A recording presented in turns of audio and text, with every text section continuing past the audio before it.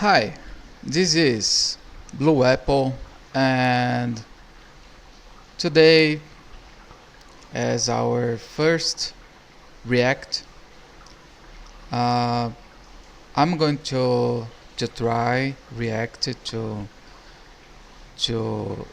the nature nymphs and Greek deities are channeling with you higher dimensional knowledge from the Rising Soul Tarot or the or by the Rising Soul Tarot. Sorry for my accent, strong accent, I know. Um, and I'm Brazilian and Portuguese, so and I studied many languages. It's all mixed, and also I studied philosophy. So it is also important to consider when I'm talking. Usually people or don't understand or get intimidated or annoyed. No, philosophy is not it's not easy. You know, as much as you study, more you can get out of the common sense or reality, and people don't understand. So, as we are here talking about a language not so usual or popular, I believe if you are used to talk about tarot, nymphs, Greek deities, and high dimensional knowledge, probably you are not going to have problem. Sorry for if it's catching, if it's raining here, so perhaps perhaps this affects the sound, and I'm not sure. So let's try to react. Why I did choose to react this video, because I have a strong connection with uh, with Greek deities, and if I'm not wrong, perhaps nymphs. I'm not sure. No. And since 2013, when I almost died in Greece, no, I I started to study Hellenism, Greek deities, and not so close. I started to study metaphysics and after religion, and from religion I found I found I found out about the Greek deities, trying to understand what happened to me in Greece while in Italy and Greece. I was in Italy studying ancient Greek philosophy, uh, um, Aristotle's metaphysics, and not Plato, Nietzsche, the Born of Tragedy. So that period changed my life. But let's try to talk more about the video. It's kind of my first introduction to the channel too. So sorry for my amateur way, you know. So let's see here. I'm going to put close. Hello, beautiful, beautiful multi-dimensional beings, quantum access beings. Hello or welcome back. Hello if you're new to another channel reading. A message for you, beautiful souls. I read on this channel for the rising souls of the collective, those of you who are integrating quite far into a state of remembrance to consciousness, collective consciousness, source unity consciousness. You guys travel between many different Uh, here, sorry, I have to interrupt her, she and you. Uh, she she just talked about unity, you know, and some people believe that all is one, one is all, and perhaps, probably in this reality it is, but this reality is not uh, unique, not unique. This reality is not just dual. Uh, is not just about duality or made of duality, paradoxes, singularities, dichotomies, opposites. Uh, this reality is also a triality, not just a duality, because between all the opposites, like for example, uh, positive and negative, positive and negative. Between them, we have the neutral. You know, so we are talking about not about a duality. We are talking about a triality. And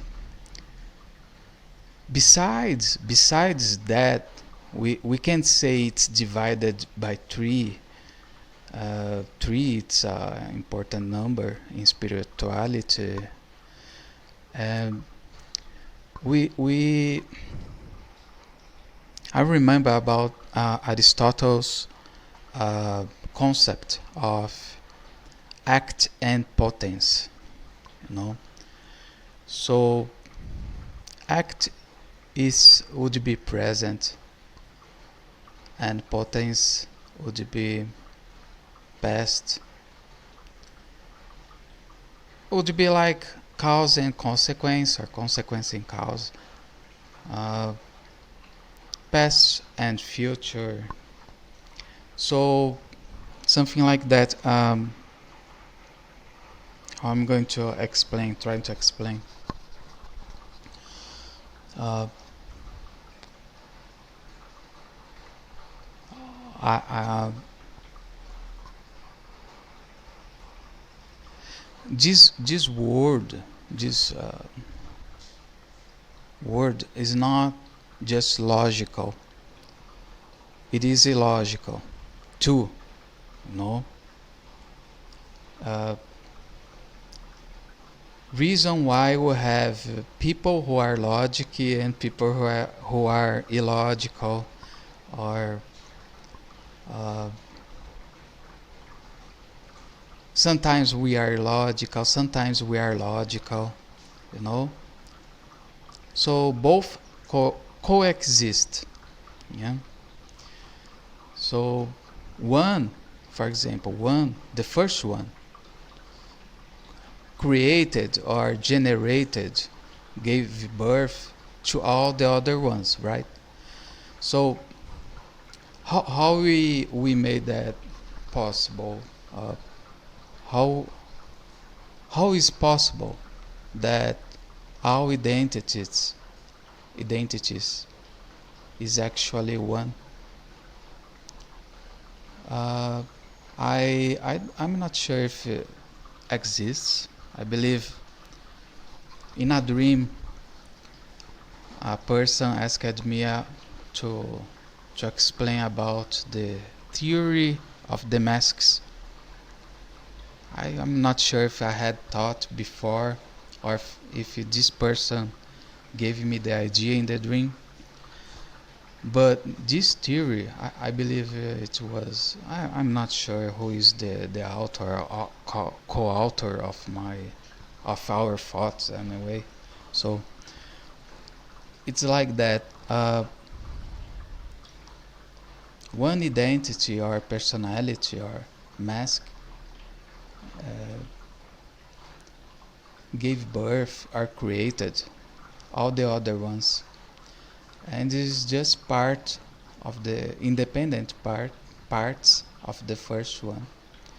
To give a reason, like would be probably was too sad to be alone, and the only way to a god or goddess don't be don't do not be alone in the universe or cosmos, would be to create or generate other identities. No. So we are all parts of the original. Uh, we are all divided, yeah, from the, and at the same time we are united, yeah. It's paradoxal. We are we can be alone but never alone, something like that. And this makes life more interesting and not sad alone. Imagine a spirit or an entity living all by itself alone. Not no one to talk, no one to interact, no no way to laugh, yeah, or cry or get a surprise, be surprised by something new. Would be too boring. Lonely god or goddess, and sad, depressed. Reason why everything exists, no? This way is more interesting and makes purpose. Yeah. So I I would say that the positive, we tend to imagine that, for example, matter, we know exists. Some people don't believe, but some people also believe in no matter or antimatter. That would be the opposite. Okay. And between then we must have something. I'm not sure how to call it. Yeah. But I lose my thought. Let's. Sorry, I'm kind of philosophical, so I usually don't end what I start. Okay, so sorry about that. But let's continue to, because I'm pre-connected. I'm not just philosophical, I'm a clairvoyant. How I see light codes and uh, you know sometimes spirits or God, or I'm not sure because it's usually prefaced, yeah, when I see. But in this video, the Rising Soul Tarot, she's talking about the clouds, and this year I had trouble about understanding. Perhaps I understood. Uh, uh, I usually I call it cloudy mancy, because in ancient Greek, mantika or mancia means divination. So uh, today, some kids play to identify figures, images on the clouds. Yeah, people uh, uh, probably is the clouds interacting with the kids. For example, the kids see a bunny or something like that. You know, they are playing with a kid probably. But this in the beginning of this year, I I probably made the gods, especially the thunder, Zeus or Poseidon and Hades, pretty mad, or other spirits and or other spirits related to, to thunderstorm. Yeah, uh, because I'm kind of philosophical. I like to search for answers, trying to understand everything, and uh, I consider I'm not sure if I'm pagan anymore or if I'm Christian. You know, I have influence of both, and not just I have many influences, and I consider all of them. You know, so in the about the clouds that she talked, I witness just this week, for example. Uh, why how I'm going to would it be like just a cloud like this a tree, you know, number three, or I thought it was it's an absurd, you know. It would be like an airplane just pass it here, made a trace, pass it here, made a trace, another here, but was no plane at all. And that was my third time that I was going to a Christian temple, you know, gospel. Not the same. The second one was a Catholic church, and I saw on the clouds like this, you know, X, and I associated with uh, you market or Christ or punishment, yes, on the cross, something like that, because I was there, going there. And in the beginning of the year, I followed my father to a Catholic church. I made company to him, and it was uh, it was pretty strong, and it was a surprise for me what happened, you know, because uh, took a lot to understand what was happening. Uh, I don't know if it was used, but showed I saw, you know, like Titanic clouds, not very big, that kilometers, like a picture of Zeus with hand, you know, or with ink, all made of clouds, and in I'm not sure, in 2 weeks or something like that, they were pretty bad, pretty mad with me, something like that. I I understood this way. I'm not sure if it were they. Okay, could be identified. I know about something like seven entities or gods related to thunderstorms, I guess, or more. And and another. This is my testimony that this happens is true. And another one was like a picture of Zeus, Hades with the bident, and Poseidon with the trident. like a picture on the clouds, you know.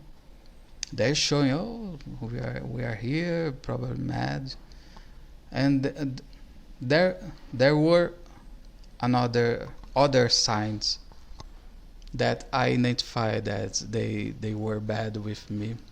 Like one cloud was like a hydra, you know, that snake with 7 heads or something like that.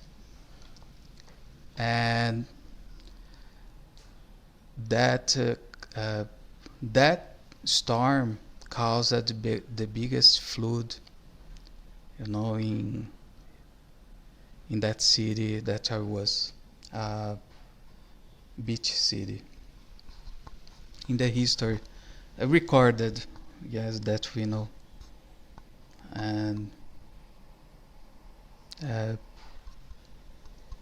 hopefully I understood wrong, was not ordained or caused because they were mad about me or something else, you know.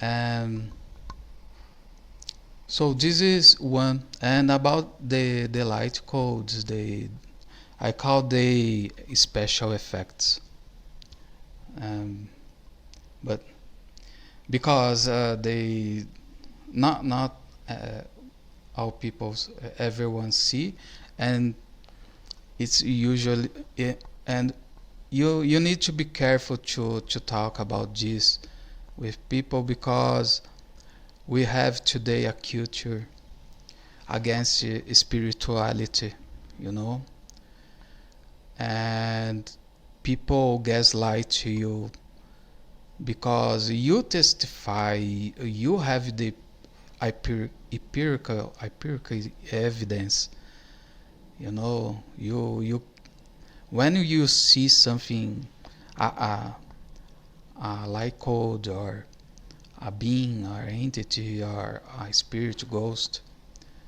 uh, some people some people don't believe that, and if you need help because you're afraid or trying to understand, you you need to consider that uh, religion, you have to consider religion, science, and uh, even politics, you know, interferes how people understand uh, those as special effects. Some people believe, for example, in psychiatry. Sorry, my poor English. Psychiatry or psychology. Some people believe that you are crazy, seeing things, you know, and you are sick. For but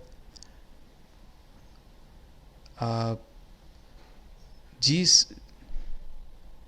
this materialistic, anti-spiritualistic culture, they gaslight, you know. They don't want.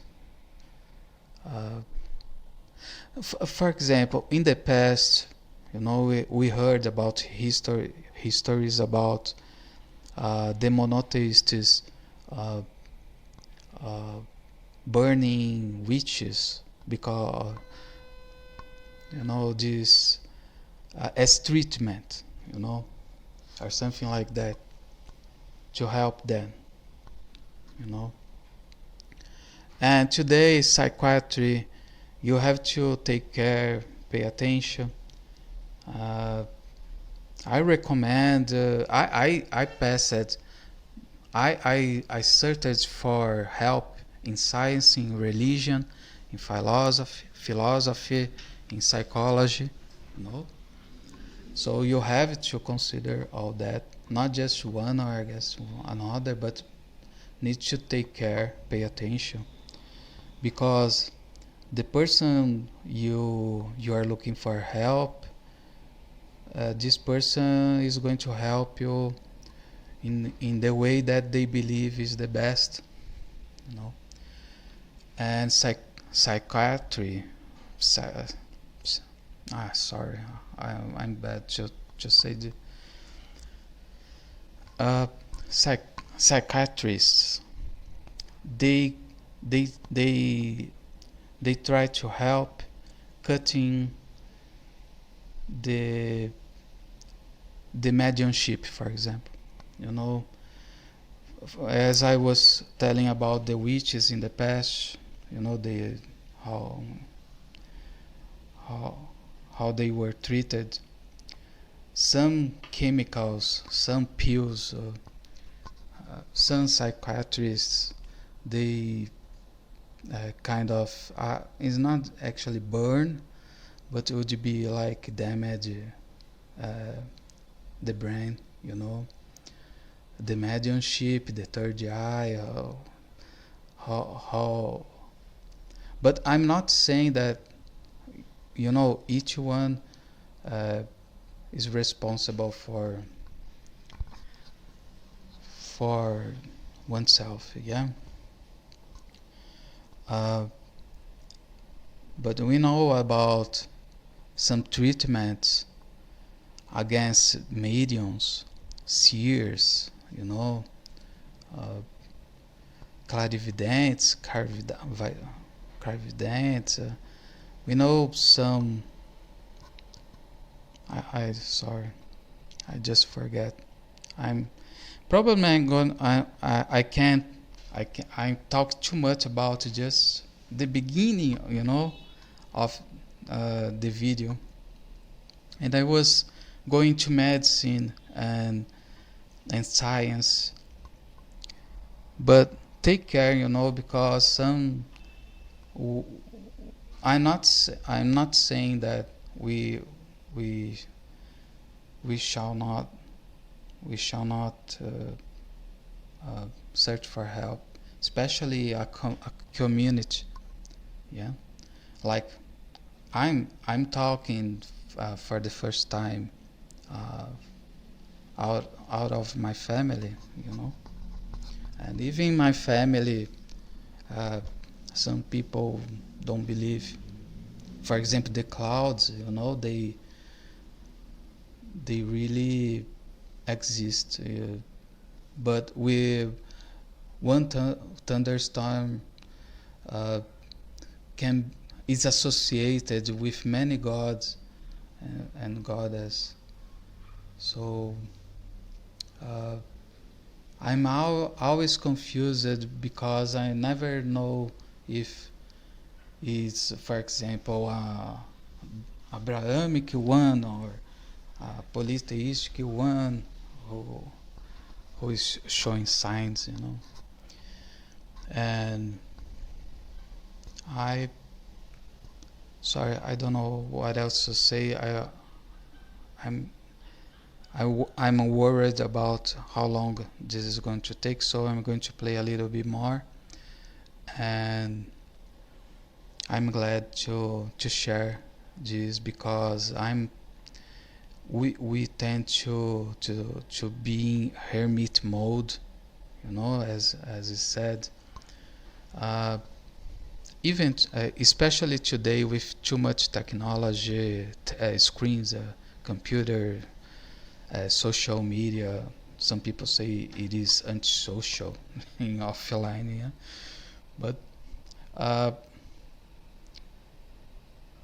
I believe uh, I'm not sure. I'm just trying to share experience and expertise, just to make us aware that not just uh, monotheistic people may uh, misunderstand uh, us, you know, uh, even themselves, but also uh, people who believes that religion is opium, you know, of the people, uh, is is bad, and when our spirituality too, and when this happen, when a person uh, negates or denial spirituality, the gods or God, you know, they don't realize they are in another religion that anthropocentric, you know, materialistic, that make humans gods, you know, politicians gods, and they have they quote, you know, it's something that we need to pay attention. So I wanted to play more because since 2013 I'm since I was in Greece, and this is a video about nymphs and Greek deities. uh, I have contact, but I'm studying, learning, you know. In 2016 I I became Hellenic, ethnic, no, not ethnic at the time. At the same time, I not consider myself, no, ethnic, but Hellenic, pagan, uh, and today I'm trying to respect more because if all is one, if all identities is actually one at the same time, and if we have not just one ancestry, for example, I did a DNA test exam to know about my roots, my ancestry. My sister gave to me, and and I discovered that I had uh,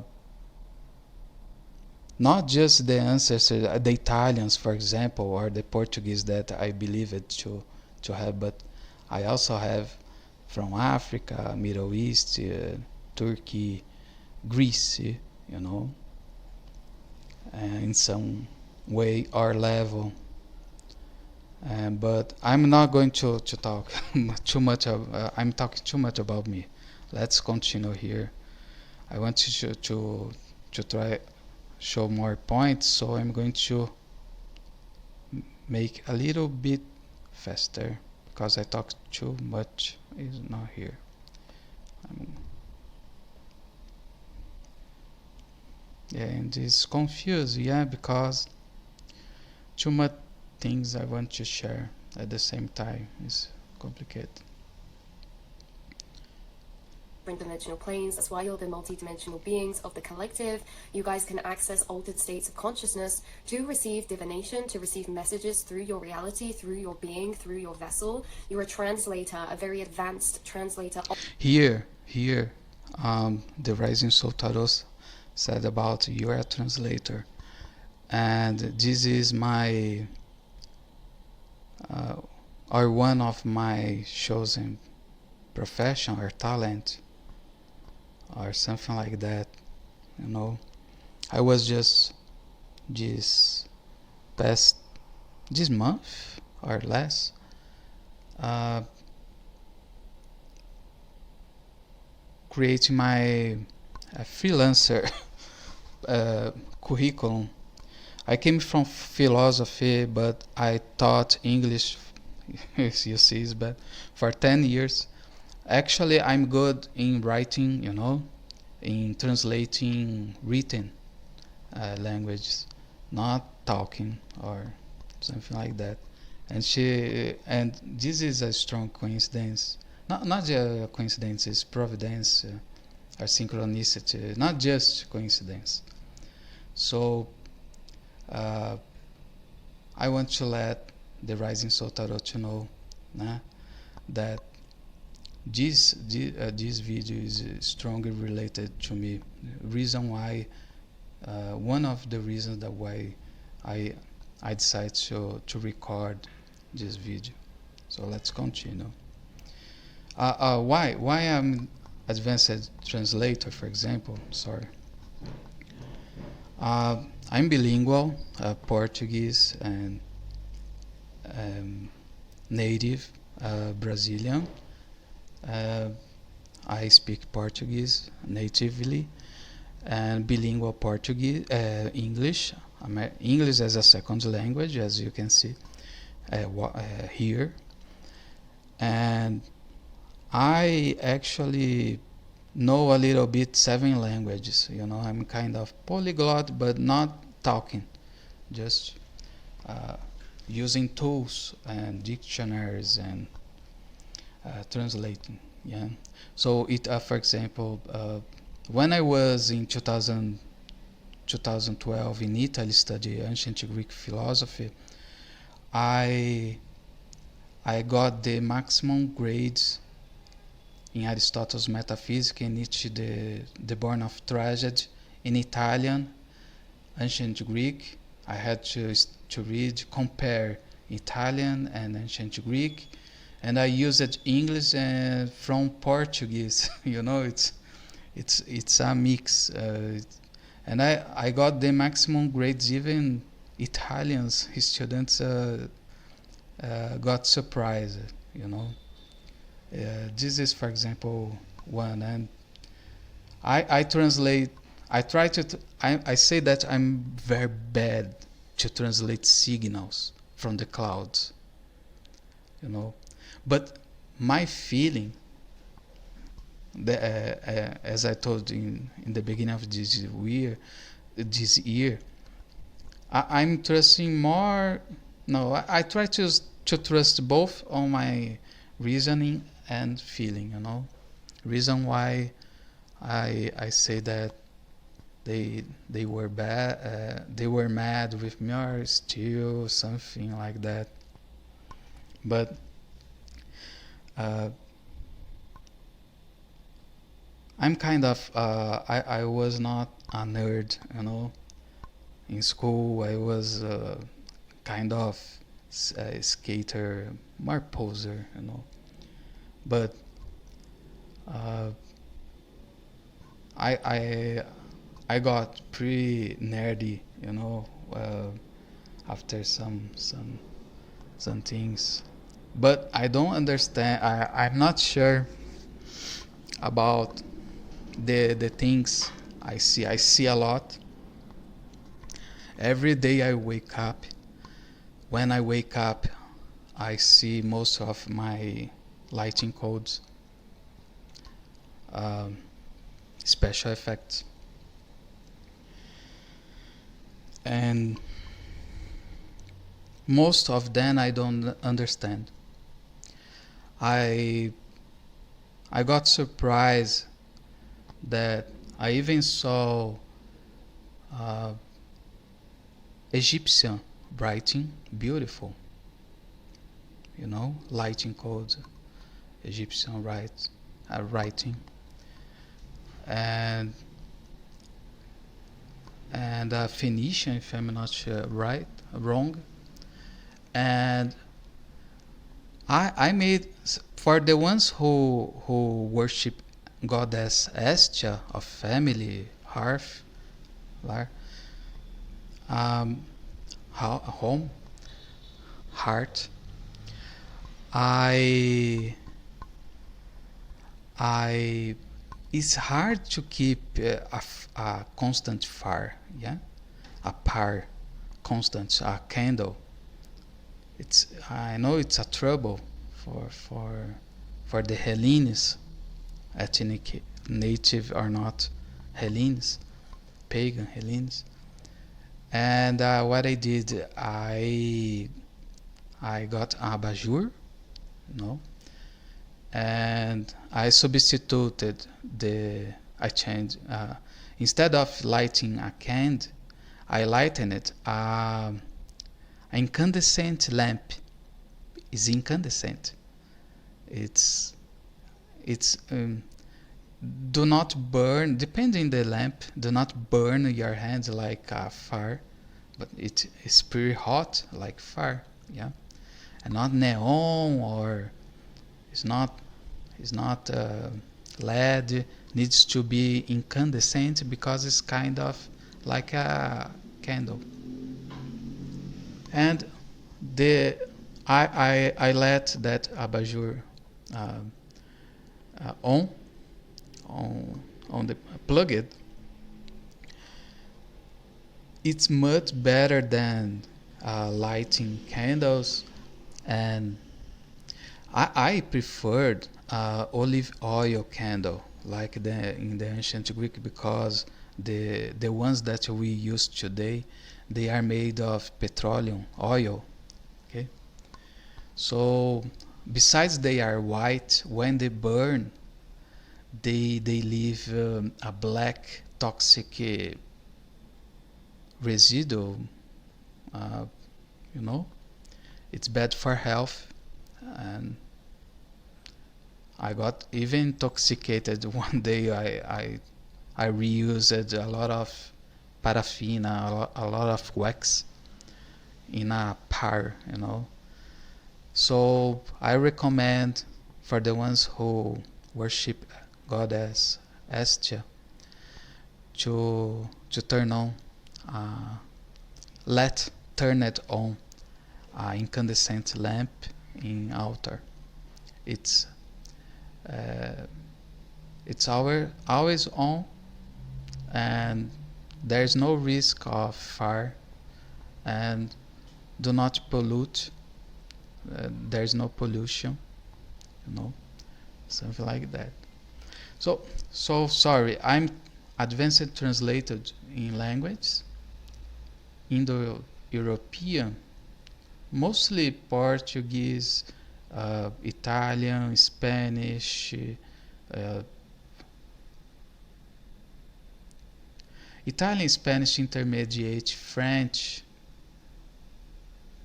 I can understand Italian, and but I'm not going to. This is not a job interview, okay? So believe it or not, I'm pretty advanced. Not reading signs uh, from from I believe from many signs, light codes or clouds, because I consider too much options, point of views, interpretations. You know, it's kind of crazy work. So let's continue here. Sorry.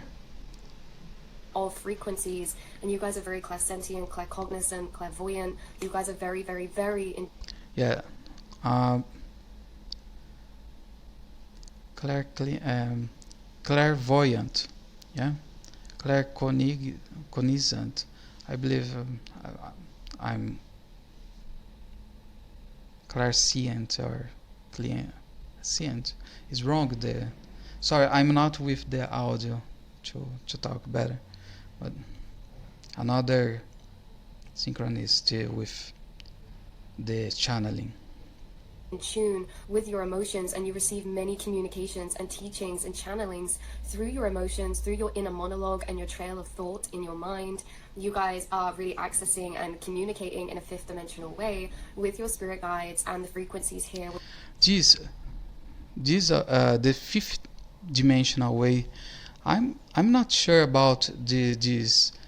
I would like to know more about this fifth dimension, or all dimensions, because I know that the 3D dimension is the one that most people see, interact, and when they have a little bit of access to 4D, 5 or fifth D dimension, yes.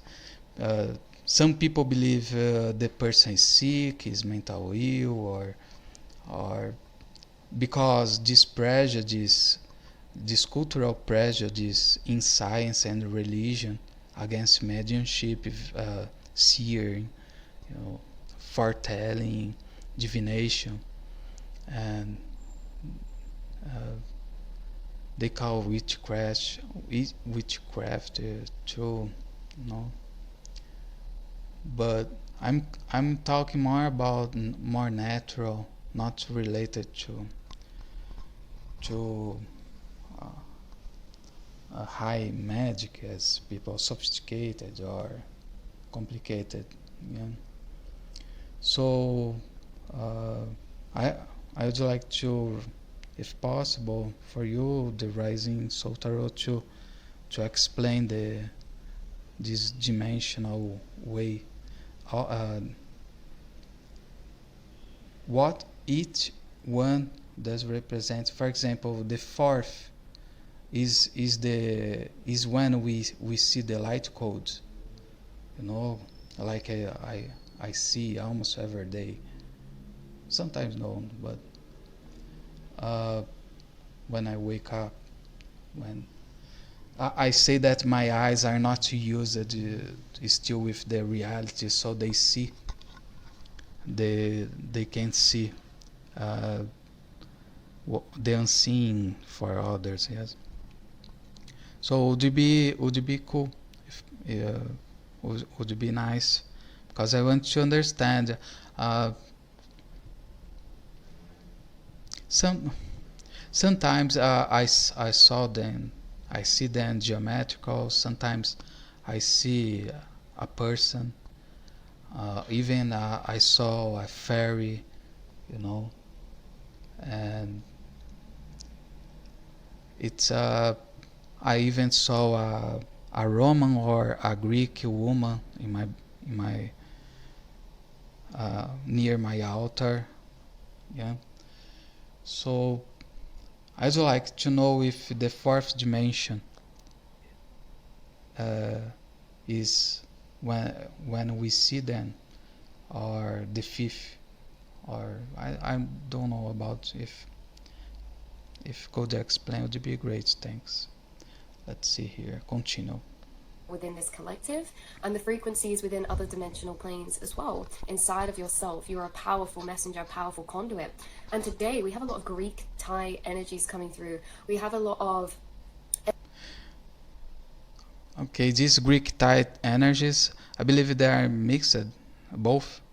But the Thai, I'm not sure if the Tijutsu, the Taoism is related. I'm not sure if Thai is related to Taoism, but I have influence of both Greek and Taoism. You know that famous circle with a small cycle and another, the yin yang, the black and white. You know, I translate that symbol as uh, I know that the yin is the black female, the white the the is the male. Uh, but what I learned about that symbol Chijutsu from Taoism is that uh, for, how I had it's like that the opposite creates have or creates or generates its opposite. For example, the the white have the small that small black circle, yeah, inside. It's not just white. So the the male, the young, they have that dot, not dot, but that part of female, that's female, a black yin part. It has and also generates or creates, and vice versa, you know. So the opposites contains have and creates or generates their own opposites. For example, good the good has uh, or generate or create the bad or evil, and vice versa, like the positive have the negative, and creates or generate the negative, and the negative have the positive and create or generate the positive. In math, we say that uh, one, plus 1 equals plus 2.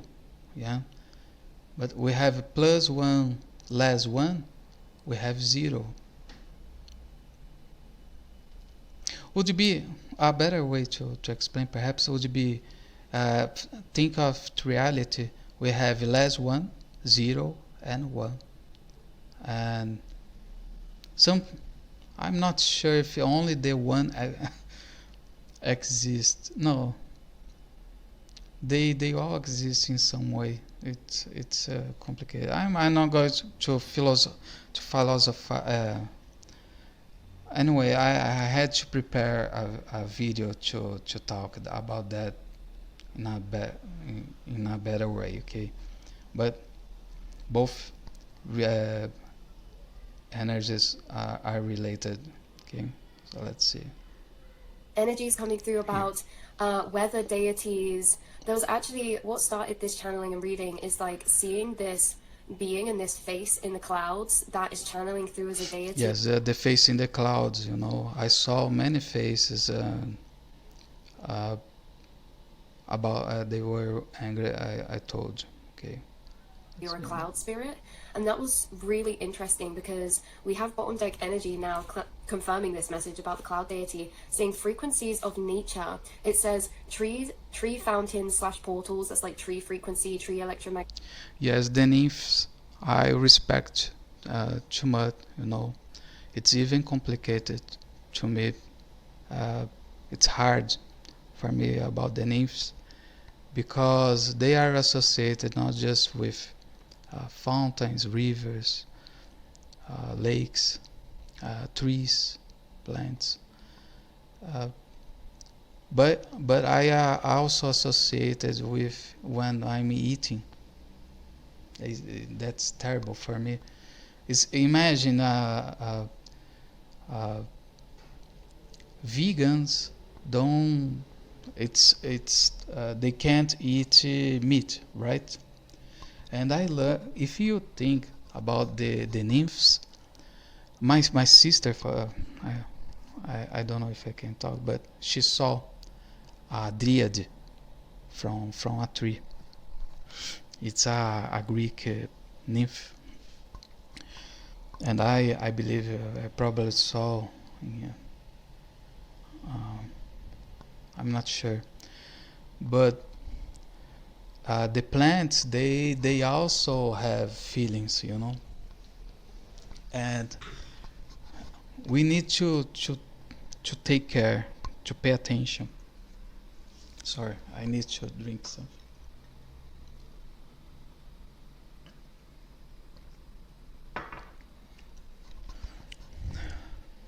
To live this reality, all the organic beings, they eat other organic, if I'm not wrong. Yeah, the human eat the cow, the cow, the cow eats the grass, who is also a living being, and we to be alive we need to eat, and this reminds me even in Greek mythology, uh, one one passage, one version, they are all, I'm not sure, but they they they they they tell the story, history, because for folk, in folklore is not just imagination, uh, about Zeus eating uh, or swallowing, or goddess Athena or Athena, uh, mom Metis, like a fly. And Kronos, the father, the Titan father of Zeus, he swallowed his children. So when I'm eating a fruit or a leaf, what comfort me is that the leaf is just part. For example, the laurel leaf, it's Daphne, is a nymph that god Apollo uh, was obsessed or in love or felt in love, and she was to escape or something like that. She was turned into the laurel leaf tree. Sorry.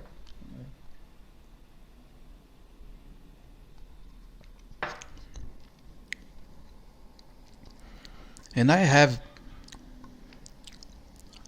care too much about the innocents, regardless their religion, if they are human or not, you know. And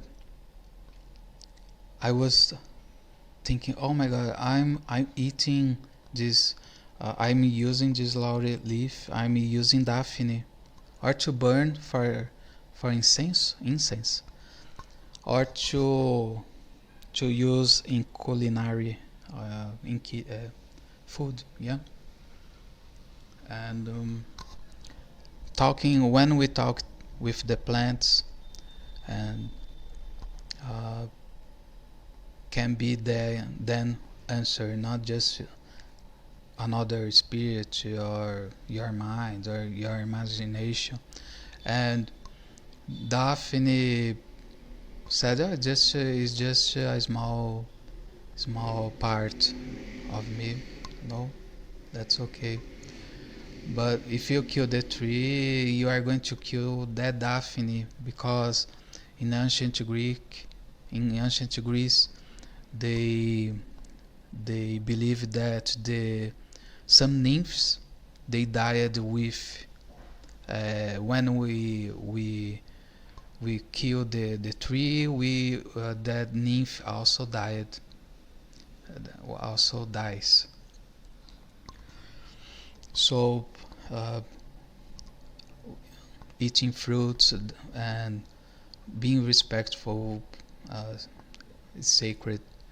Eating fruits and seeds from plants uh, would be best, or leaves, yes, would be best choice instead of killing. But uh, uh, this in nature is complicated, because if we admire nature, we need to pay attention, because it is not just beautiful, it is dangerous, no. And animals kill other animals, and plants kill other plants. So that's terrible. We to eat, uh, I don't want to talk about that. But uh, it's not just the animal, because we think, oh, the cow, they have nerves, yeah, and that uh, generates pains. But the nymphs, the plants, they don't have nerve. Not necessarily. The leaves have, as you can as you can see, the leaves, they have some lines like nerves, you know. So but uh, it's okay. And just don't have any issue. Just be respectful, like religious people, when they go eat any dinner or lunch, they have, the food is sacred. is sacred, like the family is sacred. You know, just be respectful and consider that uh, privilege. You know, a lot of people cannot have access to food that we eat. So, and the seeds of the nymphs, or the fruits of the nymphs, the leaves of the nymphs, rice, for example, beans, it's all baby nymphs, like the seeds of the fruits. You know? It's all uh, babies, and that's pretty bad to start talking about that. But the way this reality that we are living beings eat a lot another ones, and even in Greek mythology, we see this happening between them, and I don't like. So I'll pass this. Let's continue. Magnetic vibrations. We also have activations in earth energy grids. We have nature as a reflection of collective consciousness, animals, plants, herbs, and trees, and the weather. And then we have nature elemental spirits and the fae. Now, the nature elemental spirits coming through very strongly closely connected to you is a lot of wind sylphs or nymphs. Yeah, about fae, I saw the. I'm not sure. The some gods are big and some are small. It's complicated when we use the term God, because God is related to the Anglo-Saxon or Nordic one. Uh, we should use their proper names. Um, uh, but about fairy, I saw once one. It was amazing. I I'm not sure if I can talk about this, but I don't use drugs. I'm kind of boring guy, conservative and a family guy. I don't like I don't like to use pharmacon or any medicine, natural or not, to have special abilities, natural, see the special effects. Um, and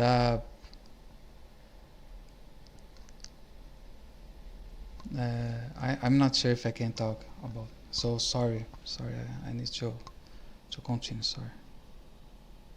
Like nature and elemental kind of sylphs and nymphs. And also, again, big emphasis on this cloud energy. So there's like this cloud deity coming through, and we're picking up strong Greek type of energy as well. You could have had a past life in Greek. This cloud energy, as I told you about the Hades. Actually, I'm not.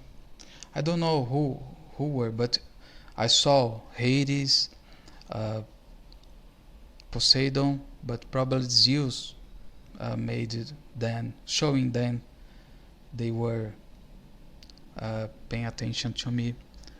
Okay, so this Greek energy, and the rising soul tarot talk about the female cloud, and that made me something, because this last week the cloud was all white.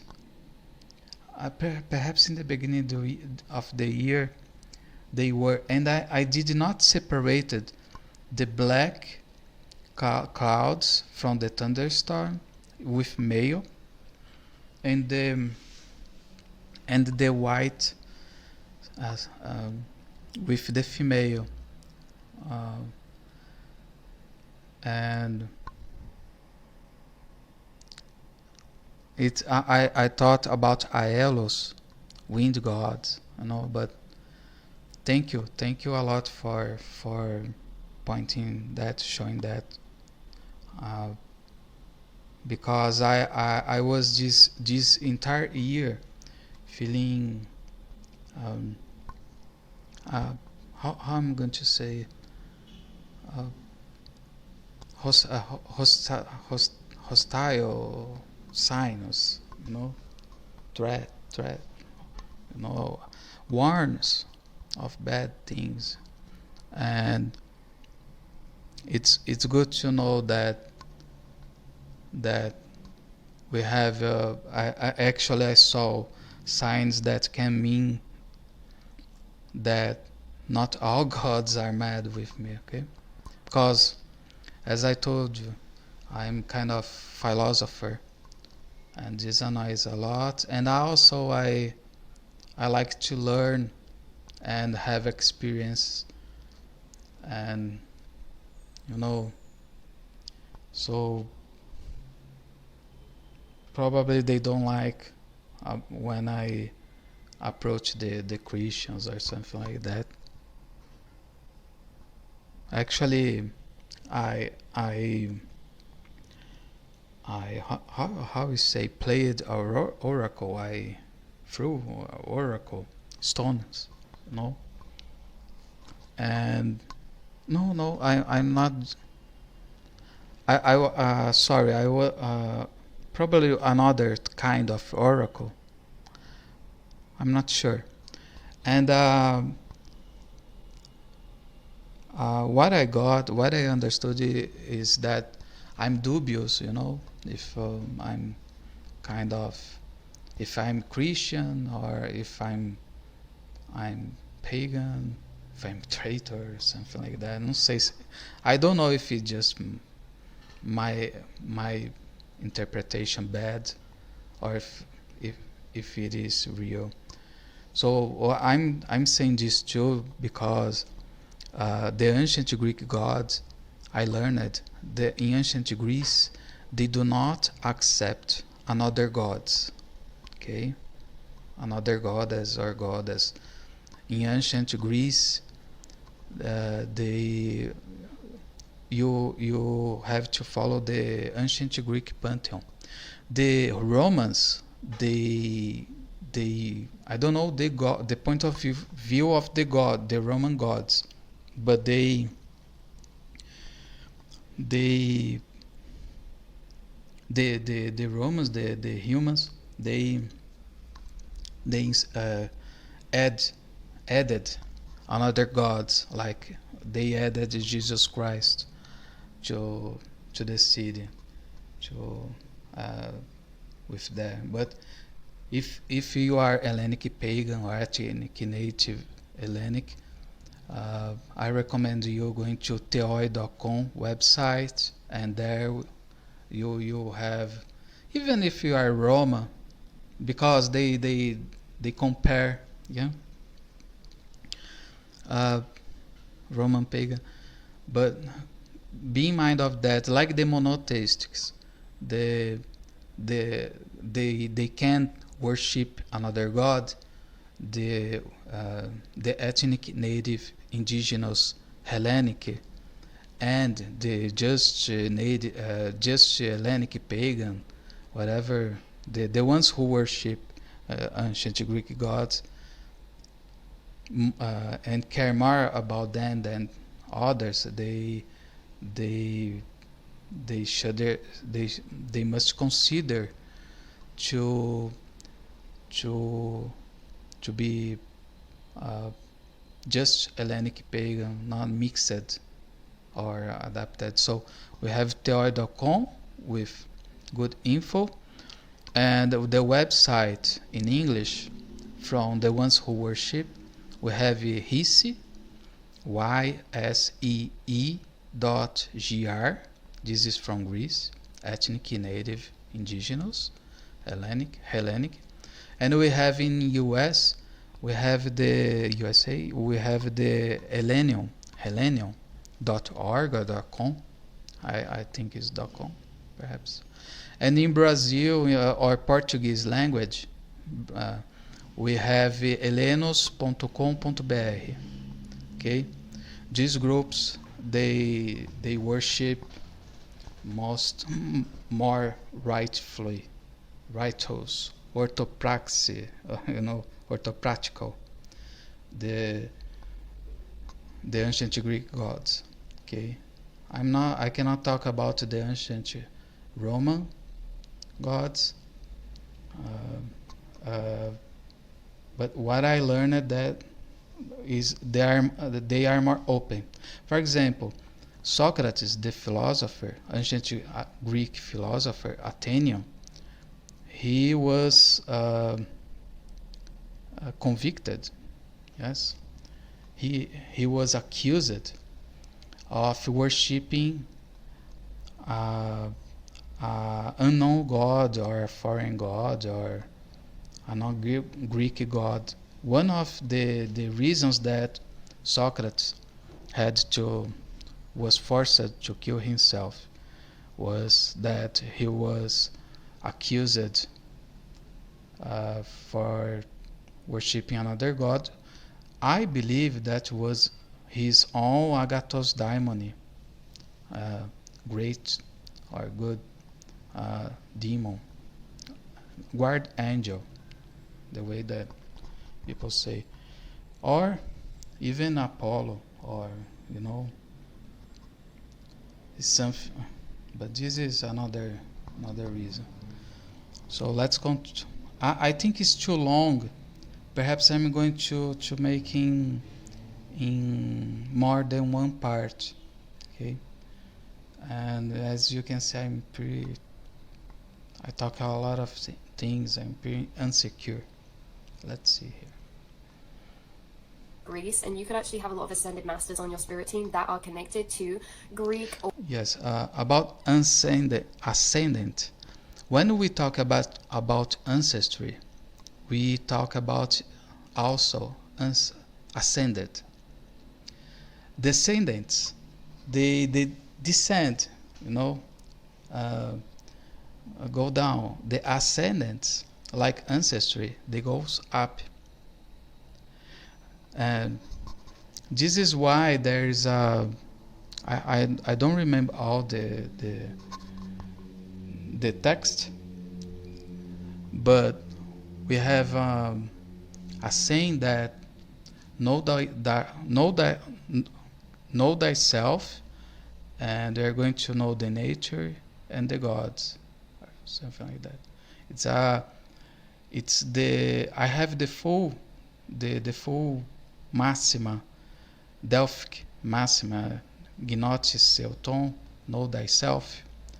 This know thyself is just a fragment of a warning in Helios god, Titan god Helios temple in Egypt that Thales of Miletus brought to Greece, you know, and perhaps I put in my channels. I upload. I share in some ways. I didn't know. I think I should. I felt that I had to share. So or maybe Roman ancient times of that period of time. And you have a lot of guides connecting.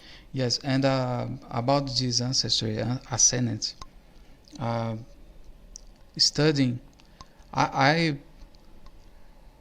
I thought that I had just the Italian and Portuguese, as I told you, uh, but I also discovered that I have Greek, not just as I told you, but especially the the the Trojan royal family. You know, one of my oldest ancestors, 3,000 years ago. I did this genealogical research. Okay, history books, Eneida, Odyssey. I got many sources, and I correlated with. I found out this my connection with the royal Trojan family. Uh, with King Caps of Dardania, today is Turkey, coast of Turkey. And this King Caps of Dardania, he he had a son, if I'm not sure, yeah, called Anchises. Anchises. And Anchises is father of Aeneas, famous of Aeneid. Aeneas, prince of Troy, and Anchises, father of Aeneas, if I'm not a long time that I studied about this. He married Aphrodite. Okay, so I'm related to Aeneas' grandfather, King Caps of Dardania, who is descendant of Helen, son of god Helios. The Titan god Helios had a son, a king called Helen or Helen or Heleno, who founded Dardania before Troy. Troy and Dardania were sister cities, polis. And Hellenes, most Hellenes, they just believe that Hellenes means descendants of Helen, the Spartan queen. But the Spartan queen was also descendant of the son of god Helios. This is something. This is amazing. And today the Greeks call themselves Hellenes, but most of them don't know that they have solar ascendant, how to say, parent, ancestor, the Titan god Helios. This is important for them to know. If you are Greek or if you have a Greek descendants, you probably are Hellene descendant. The name Hellene, the beginning, the gem of, or the root of the word means Helios. Hellene, like Kronos, Cronidas are the descendants of Kronos. Hellenes are the descendants of Helen, not just the Hellenes of Greece, many, but the god, okay, the sun god, called Helios. With you from that frequency, you actually channel a lot of information that was unearthed and activated. You see, a lot of information.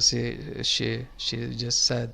You see how it's crazy because I'm pretty anxious because I learn so much thing. I want to share so much things.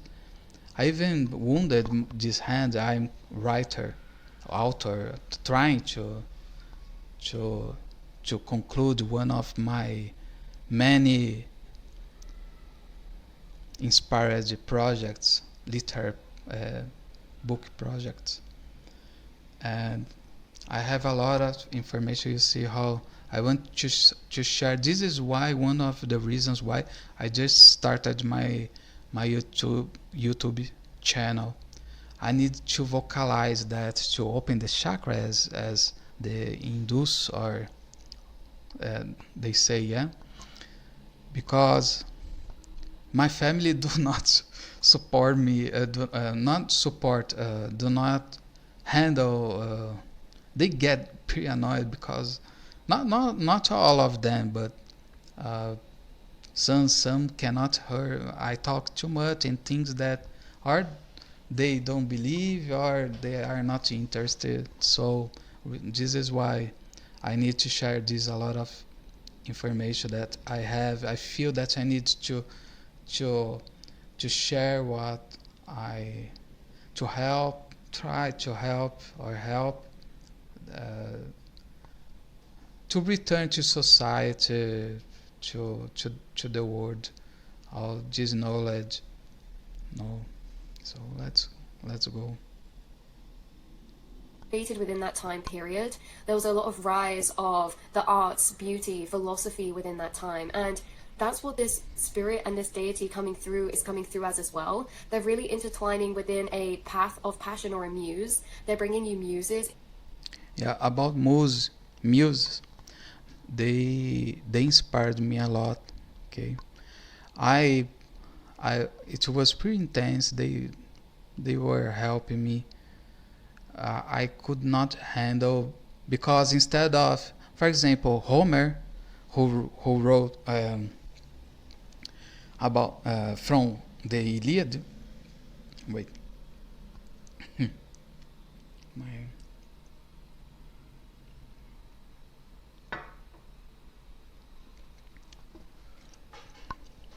Homer from Iliad.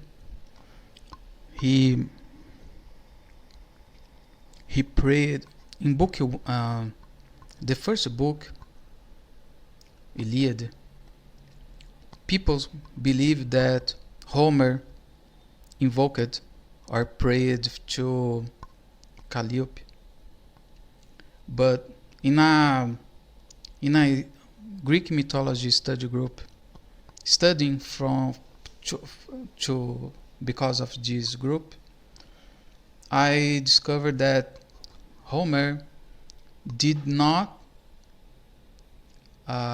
prayed or invoked uh, Calliope. He prayed for Thea. Today, the Greeks call goddess any goddess Thea, but Thea is a particular goddess from ancient Greece. Okay, it's the, if I'm not wrong, the blue bright sky. Sometimes I'm make confusion with Aether. The word either, Aether, so is similar. But the blue bright sky is Titan goddess Thea or Thea. Okay, and she is a goddess of prophecy or something like that. So the first book from Homer is a discovery that I made and I share in that group. I could write a book about this, but I cannot handle all information and inspiration. And the second book from Iliad, he prayed to the muse that probably is Calliope, but he do not, Homer do not say her name. Okay, this is important because the tradition believe that Homer prayed just to Calliope, and that's not true. Just the muse Calliope, not the first book was not a muse, was a goddess, a titan. Not that muses are not goddess, was a titan goddess. Inspiration, and they also bring you downloads, channeling, and connected to your cyclical nature of consciousness and of our soul. Like with this energy is very strongly connected to Mother Gaia frequency as well. Yes, this connection to Mother Gaia. I named my adopted caramel mute dog, street dog that I adopted. I named her Gaia in reference to Mother Earth. Earth is another goddess. Gaia is another god. Is not Earth. It's the. It's like the clouds, the storms. We have Zeus. We have Baal. Storm clouds. Yes, we have many gods related that people associate. And planet Earth is not just a planet. when we say planet, we are objectifying a goddess, okay? Because planet it's a object randomically in soulless the concept. So goddess Gaia, I have a strong connection. I named my dog, female dog, and when I was in Greece, when I was in Sant Delphic Sanctuary, uh, actually, yes, the sanctuary of Apollo and Athena. I was in the Athena sanctuary, okay, with near-death experiences. Uh, for the first time, I received. I realized that I got a communication. It was not my fault. Some I was looking at the ruins of the sanctuary of Apollo, and that and I received an oracle, okay, that I believe, I'm not sure, it was God Apollo. And they say that the sanctuary of Apollo is not on, it's not working since ancient times, but this is because uh, the monotheistic leaders, they forbidden uh, the temples and the philosophical schools to work.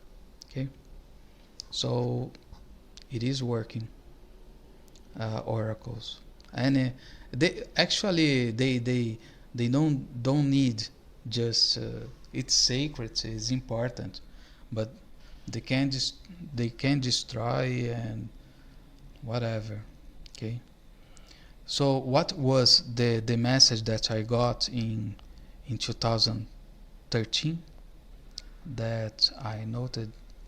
uh, the person that I believe is God Apollo, I'm not sure, but first time I was near the temple of Apollo, where the Pythia, Pythia, Pythia, Pythia, the priestess, received the oracle, and I got that men build things to last, but none of them last forever. You know, and that and it was different from my thoughts. You know, I felt a little impact or something like that inside. You know, like when I see some special effects, a light code, I feel my that impact in my iris, okay, iris. It's not inside, it's outside. This is why I know it's outside and not. I even got inside some magic inside my eye, but or how we are going to say, special effects, I say, yeah. But this is why, and it was a message that man build things to last forever, but none of them last, you know, and it's important to think about.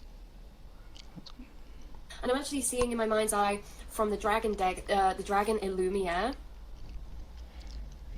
Uh, I have a dragon.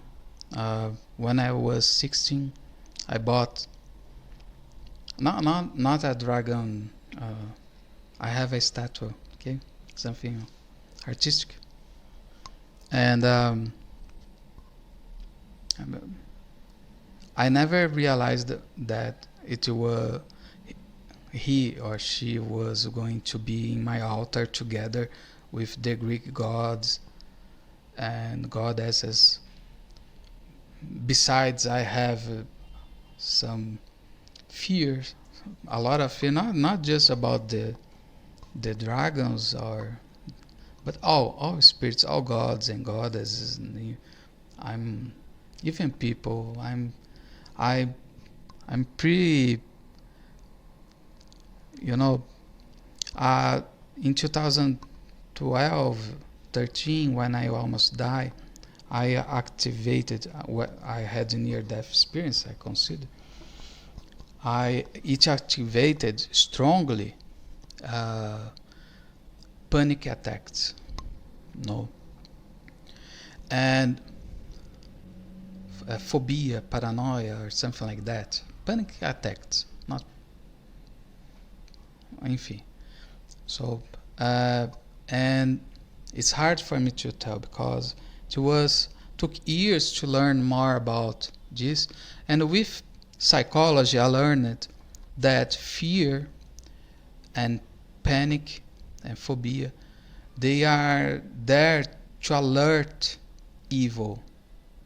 They are allied or friend, you know. They but because it's something new that we never realized to have, we don't understand, especially panic attack.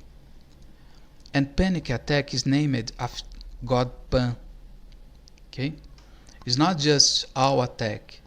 Is in ancient Greece, uh, even the Greeks, they were some or most, I don't know, were afraid of the god Pan, because in battle uh, and in the woods too, people would hear noise or even screams or flute or don't know, and they would be afraid. But I learned it. I still some when we are being attacked or our body feel that we are being attacked or with the possibility of bad, evil, something bad or evil happen to us or toward us, we feel fear. But I'm studying this, examining this, and fear we just feel when we feel or realize something bad or evil is going to happen or is near. The problem with the panic attacks, if you have, we we don't think about that. Yeah. Well, it when happens, when we are realize, we are feeling bad. Yeah. Depends the intensity. But in in psychology, they say that it's a lie, uh, um, a defensor, not attacker. The attacker is the bad.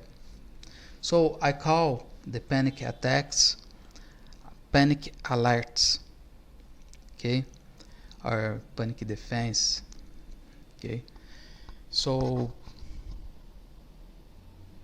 this I don't know if this just helped me to deal with, but I helped me a lot because I don't know if pan is just named after the fear, okay, but is if pan intentionally uh, is doing that uh, with bad or evil intention. But I know that fear protects us to get hurt, okay. So as much as we learn to deal, and one of the things that, sorry, it's some after continues just too much uh, talking, sorry, let's continue. So I thought maybe we could shuffle the dragon cards as well. But that's what's coming through. So this wind sylph. Also, this could also be the Greek deity. Is it not Nepheli? Oh yeah, is it Nepheli? It's like a Greek deity ruled by the clouds or that rules over the clouds. Yes, this Greek goddess of cloud, if I'm not wrong, she was Zeus had an affair with. I don't know. I don't like to talk about relationships of the gods. I don't like to study because it's like a private thing exposed to the world. You know. Sorry for that. Okay.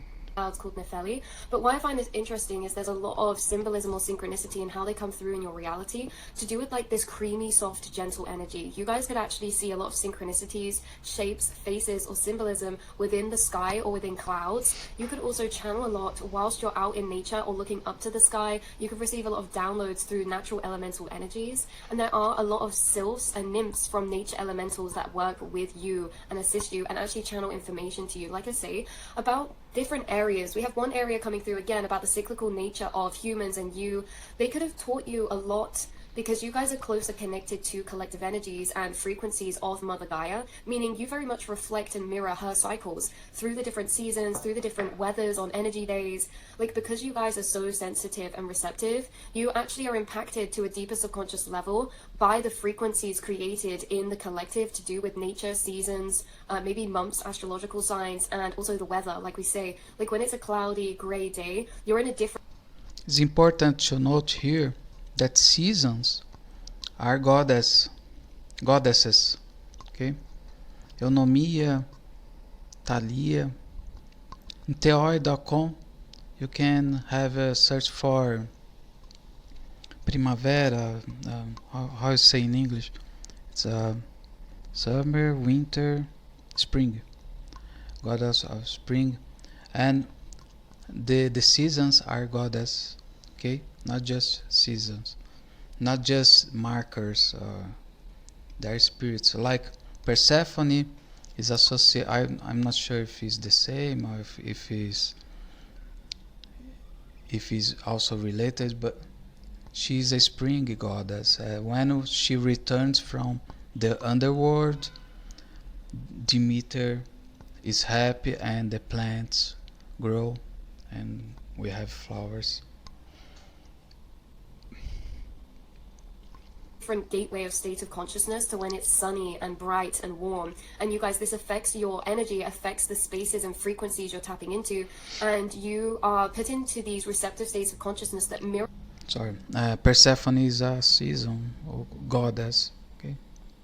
Either the weather or the seasons, and it intertwines within your path in a deeper level or way. And you could have already received channelings from certain weather spirit guide energies or Mother Gaia energies or nature elemental energies. You could have already downloaded a lot of information in correlation to yourself, your spiritual cycles, your spiritual themes, the cyclical nature of you as consciousness, connected and reflected to these Mother Gaia natural elemental energies. You guys could also get a lot of philosophical or metaphorical. Yes, about goddess Gaia.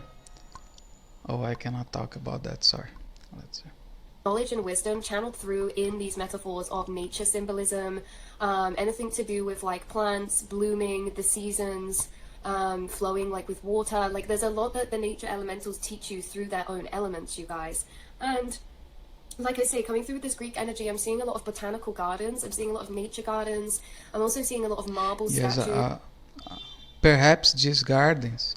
I created. I don't know if it's too much synchronization or providence or coincidence, but I created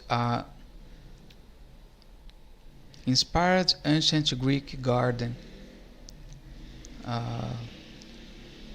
in my house, you know, with a wine yard. How you say vine? A vine. Laurel leaf tree, you know. Pinheiro, I don't know how to say in English. Pinheiro. And Ivai, goddess Hera.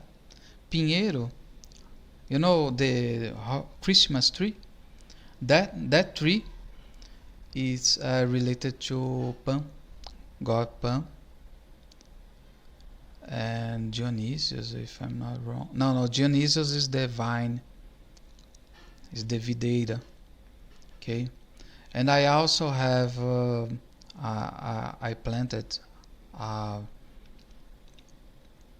uh, olive tree for because of goddess Athena.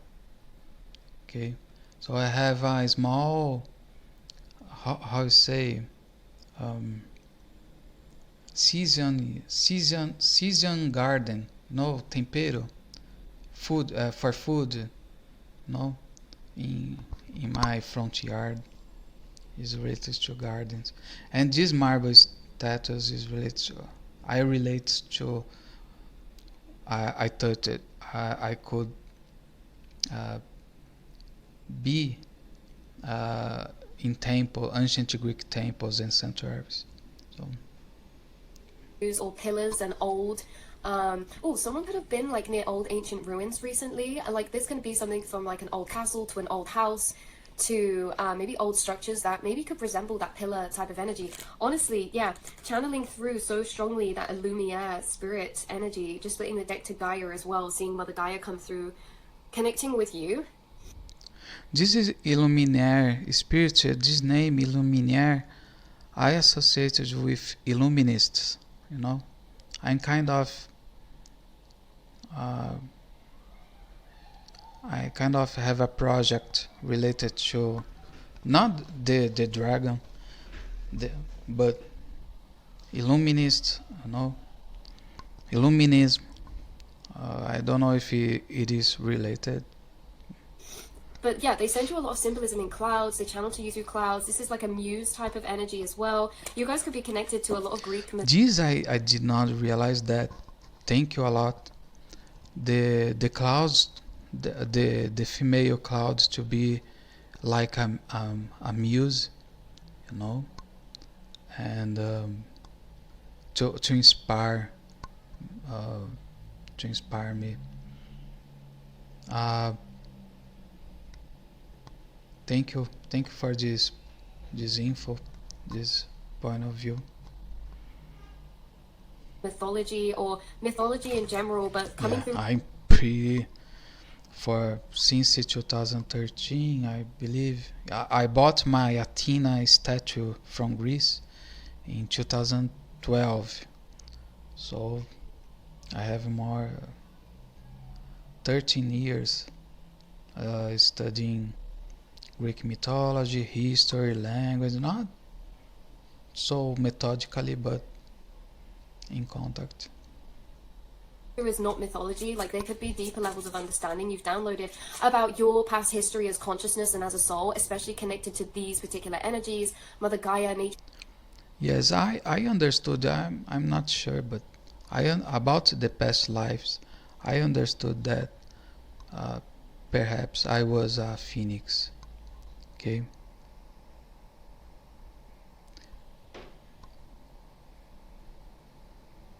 Uh, the Titan god Helios, sacred animal, sacred bird, and who had a tragic end, but I don't want to talk about.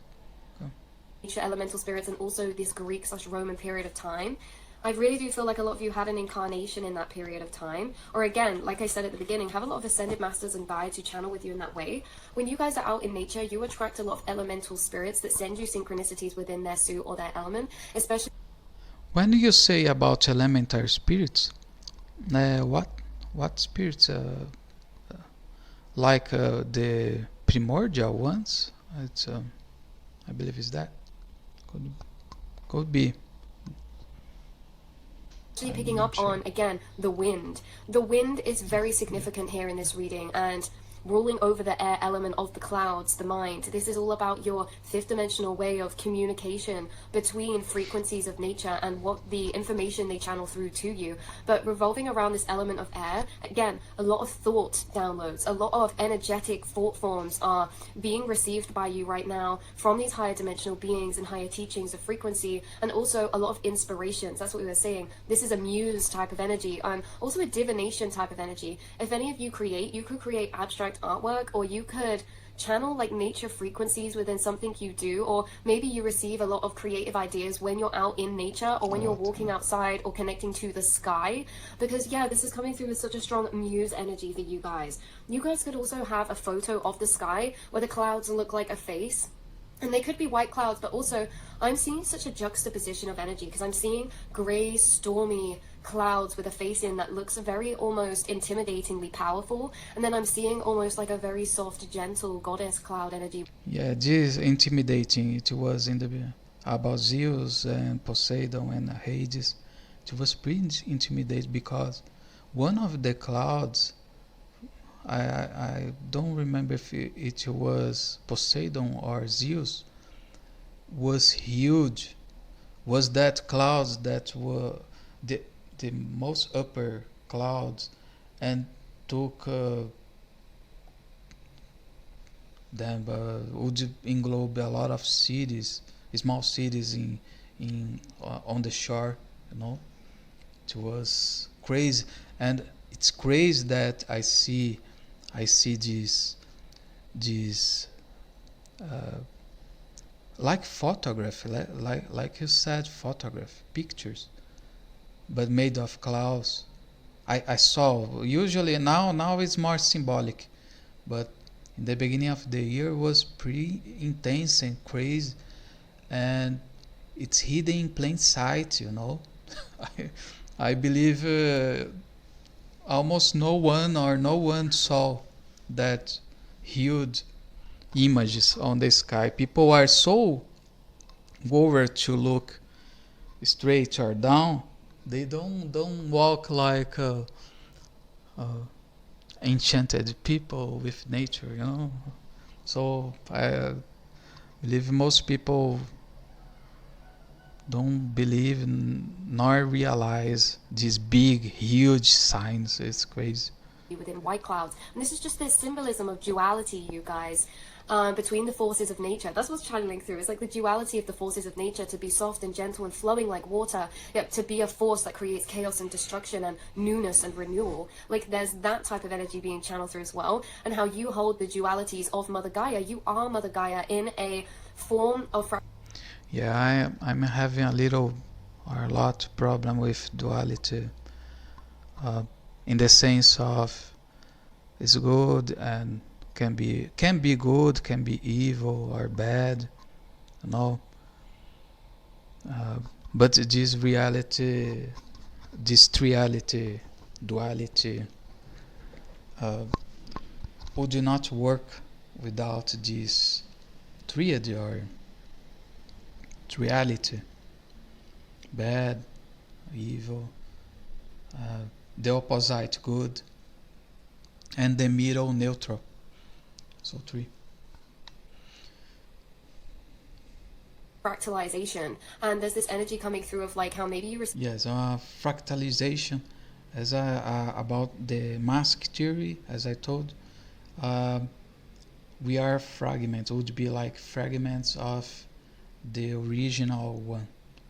For the Greeks, the Hellenes, actually, they don't like the Greeks. The foreigners named them Greeks. They call themselves Hellenes, even the not pagans. So the Hellenes, they I forgot. Sorry, I forgot what I was saying. Damn. chaos and destruction and newness and renewal. Like there's that type of energy being channeled through as well, and how you hold the dualities of Mother Gaia. You are Mother Gaia in a form of fractalization, and there's this energy coming through of like how maybe you receive a lot of downloads. The idea that we are all the same, the one, but with different identities, and we must respect each identity as much as we can. Okay. Uh,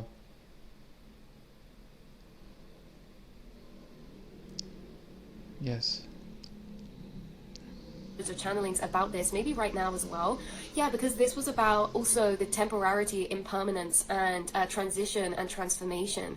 So there's a lot of transition, transformation, temporarity in the collective right now being brought through by this cloud and nature. And Uh, about this impermanence, what remains is impermanence. What the Buddhists they teach, yeah.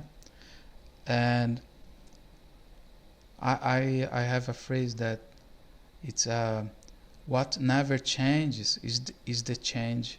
I don't know if it was made by me or change is no, probably it was someplace, not sure.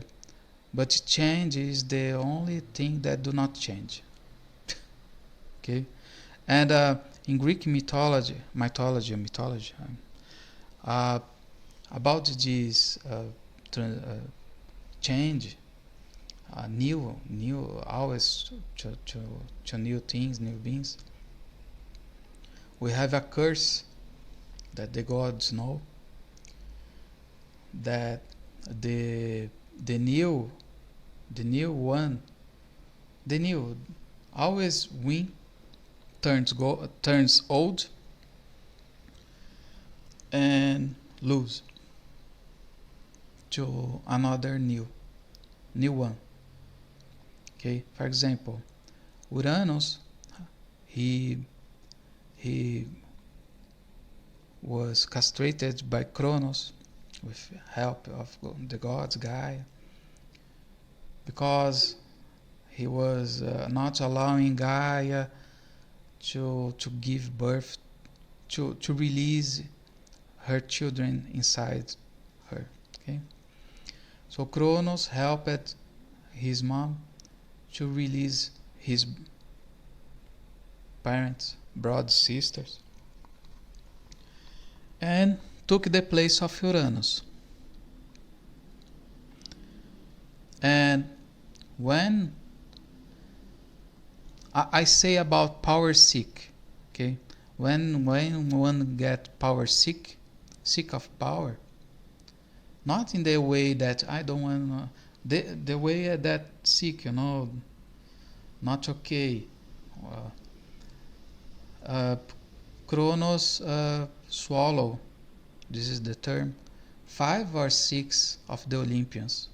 Zeus was the last one who later, with help of Gaia and other gods and goddesses, they release the 5 or 6 Olympians, and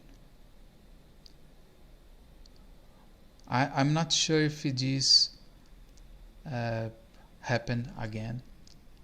Okay, with Jesus Christ or something like that, because uh, uh, in Christianity they teach that God impregnated Maria, mama of Jesus, Mary, mama of Jesus, and we know that Zeus uh, is a fertility god. I don't know if it's the same or another. For them it's not. So we must respect them, the Christians. They believe the Abrahamic God who gave birth.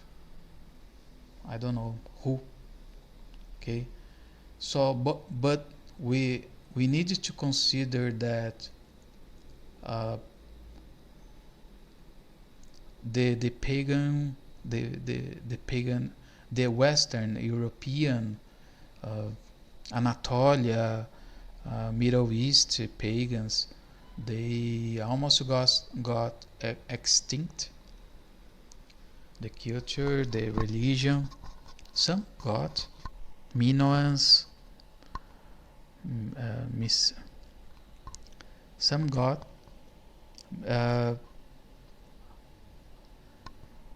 and and also is well, I don't want to it's too much heavy to or info to talk.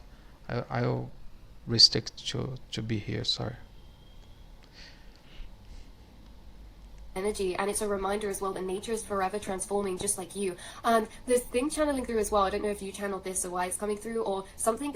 This cloud deity is so dreamy. Yeah, about always transforming like you. You said I the one who not just me. I know that a lot of people identifies because we talk in a universal, more open way to when talking to the public, the collective, not just one. Uh, but I forgot about.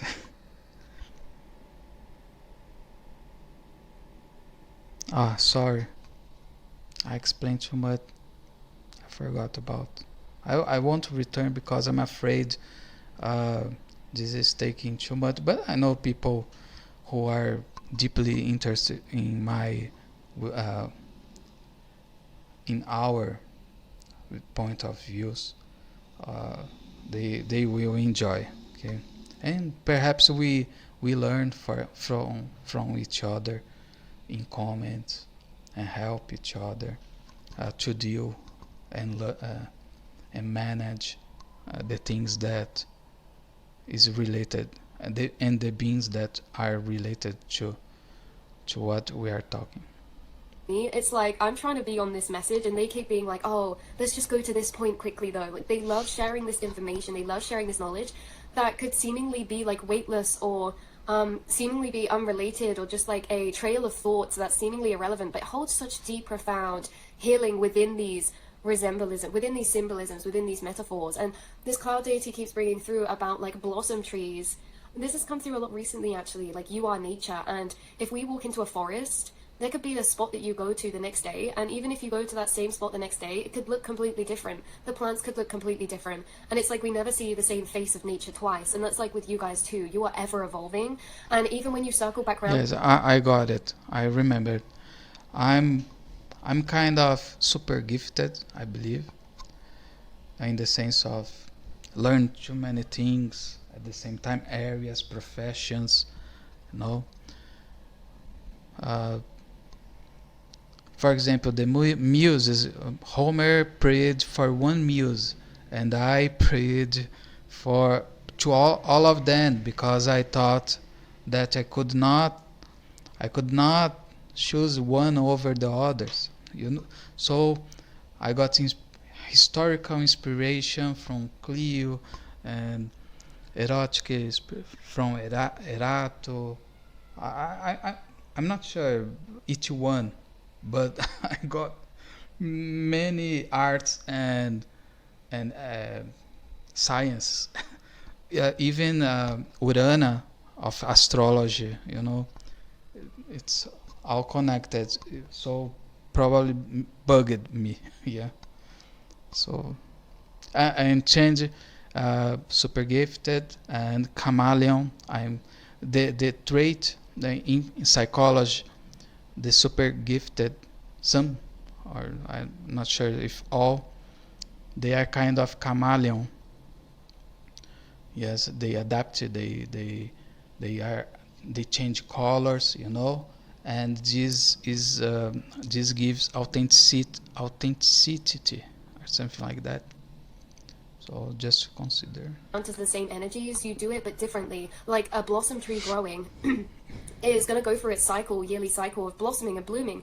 But even though it's at that peak of blossoming, it's still at the beginning of its journey as it's growing. There's all these mini stages within cycles that's being brought through from this metaphor. Like there's this energetic feeling of, when you open up between. We did a reading like this, infinity. It's like if you imagine a ruler, 1 centimeter, 2 centimeter, 3 centimeter. This is like the years, okay? And through the years, there's like this progression or cyclical rounding point of jump, right? Like the nature and the seasons, every year we go through the same seasons. But then if you open up between those centimeter, you have the cycle within the yearly cycle within the monthly is kind of how it feels. I'm feeling these energetic distances and gaps as spaces of time, and I'm feeling it from like a year space of time, and then within that year there's like the whole year but split up into the 4 months, and it's like we go through yearly cyclical cycles within each month or within each quarter of the seasons. Like each season is a quarter and resembles a year, a yearly cycle, but then within the 4 quarters is the yearly cycle. There's like this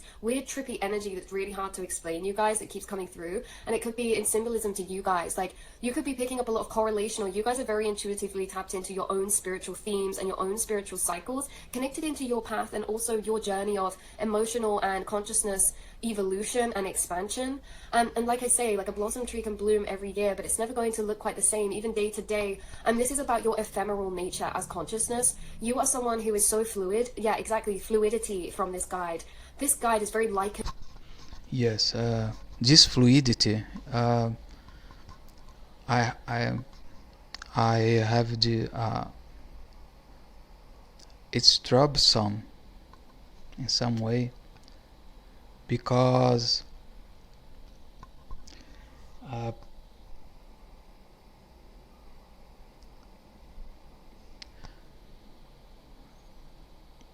I can work in many professions. I'm multi-specialist, not generalist. I have expertise, talent, and gift in many areas, and people think, oh, this guy, you know, can think, oh, uh, it's arrogance or something like that. But uh, I write, I can write poetry, lyric. I can write a scientific text, uh, article. Probably I cannot finish because after 2012, 2013, I cannot end. Only my second bachelor degree in philosophy I finished, but all my projects don't. So uh, now I'm trying to again to be YouTuber, to learn and talk and know people similar or with the same interests and values like me, well, related to what I like too. So uh, I can list a lot of. I have experience in a lot of areas, professions. Even dishwasher, uh, prep cook, account executive.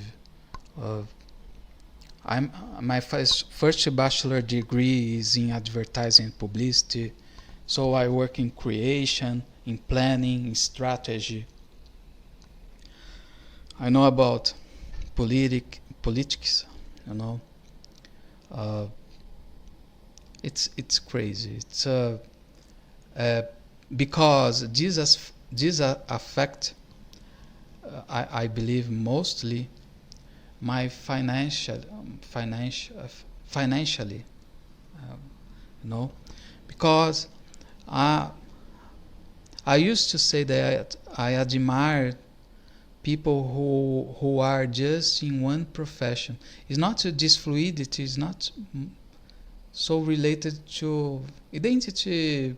I can have pseudonyms, nicknames, or I can identify, but we know that to identify with someone or something doesn't mean we are that something or something.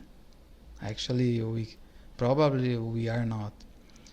But related to professions and vocations, I have many. It's and this is bad for being to build a career. Even drawing, that I see the rising tarot. She's pretty professional in painting and drawing. I have also uh, uh, this talent, but I years ago I stopped. Even sculpture. Sculpture I'm bad. I do. Uh, I say more like modern art without uncompleted or wrong or distorted. But drawing, I studied geometric drawing, architectonic drawing, artistic, realistic drawing. So people may think, oh my God, this guy knows a lot, studies a lot, but it's not just flowers, as you know, the it's not just green grass of the neighbor. No, we have issues related to because always changing. So I go to that area, that profession, I study, qualify, and I go to another. It's this for me is fluidity. It's like almost, and it's more intense now because it's kind of randomically, you know. I get inspiration, go to writing, and even painting. Um, it's crazy. So To you, or this guy channeling through brings a lot of excitement because they can almost relate to you so much, and they say that you're one and the same. You could resemble a lot of this Greek deity energy when it comes to nature elements. Like, you hold a lot of the Akashic records of knowledge from these elemental spirits that you channel through or that you can access through yourself. And also, yeah, the way that you flow through your spiritual cycles is like you're being likened to a beautiful piece of nature or a beautiful season in yourself. You are very cyclical, and you may appear very different every day in your mood or your emotions or maybe your personality or this or that, because you are a very fluid being, multi-dimensional being. And so this guide brings through a lot of higher dimensional truths when it comes. I'm just curious, what it means to be a multidimensional being? Is a 3D because the 3D is also the 4D and the 5D or something like that? I'd, if possible, I'd like to know. To understanding, embracing, and accepting you for your ebbing and flowing of your own, maybe emotion cycles or energetic cycles as well. So what do we have? What else is coming through? Someone could have a name, or someone could have a nickname that's shortened for like a Greek deity name as well. For some of you, I'm hearing Cleo for some of you. But that could be symbolism in some way, shape, or form. Or you could actually specifically channel. Yes, Cleo is the muse goddess of history. Okay, Cleo or Cleo. Yeah. I'm into archaeology and history.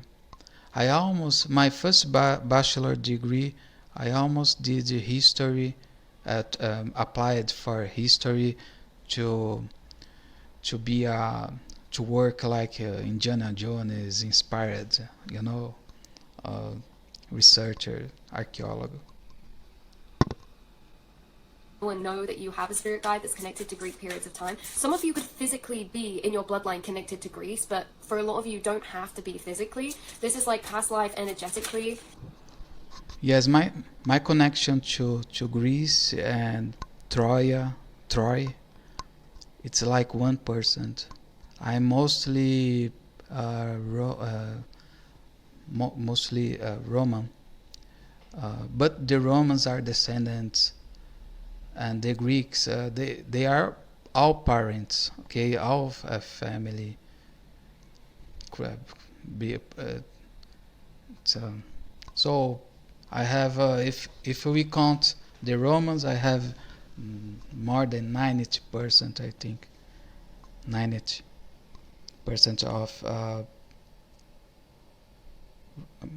bloodline relation, physical, not just spiritual. Spiritual.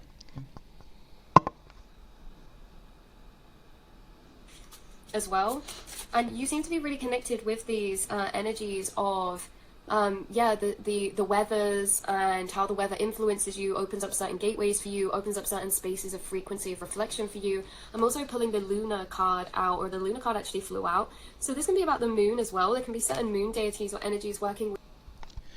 You know about the name of the gods and the, I don't know how to say, the dragons. I usually would translate Luna, Moon, Selene, you know, but now I'm trying to do not translate that name into another pantheon or culture, to respect that identity, that name.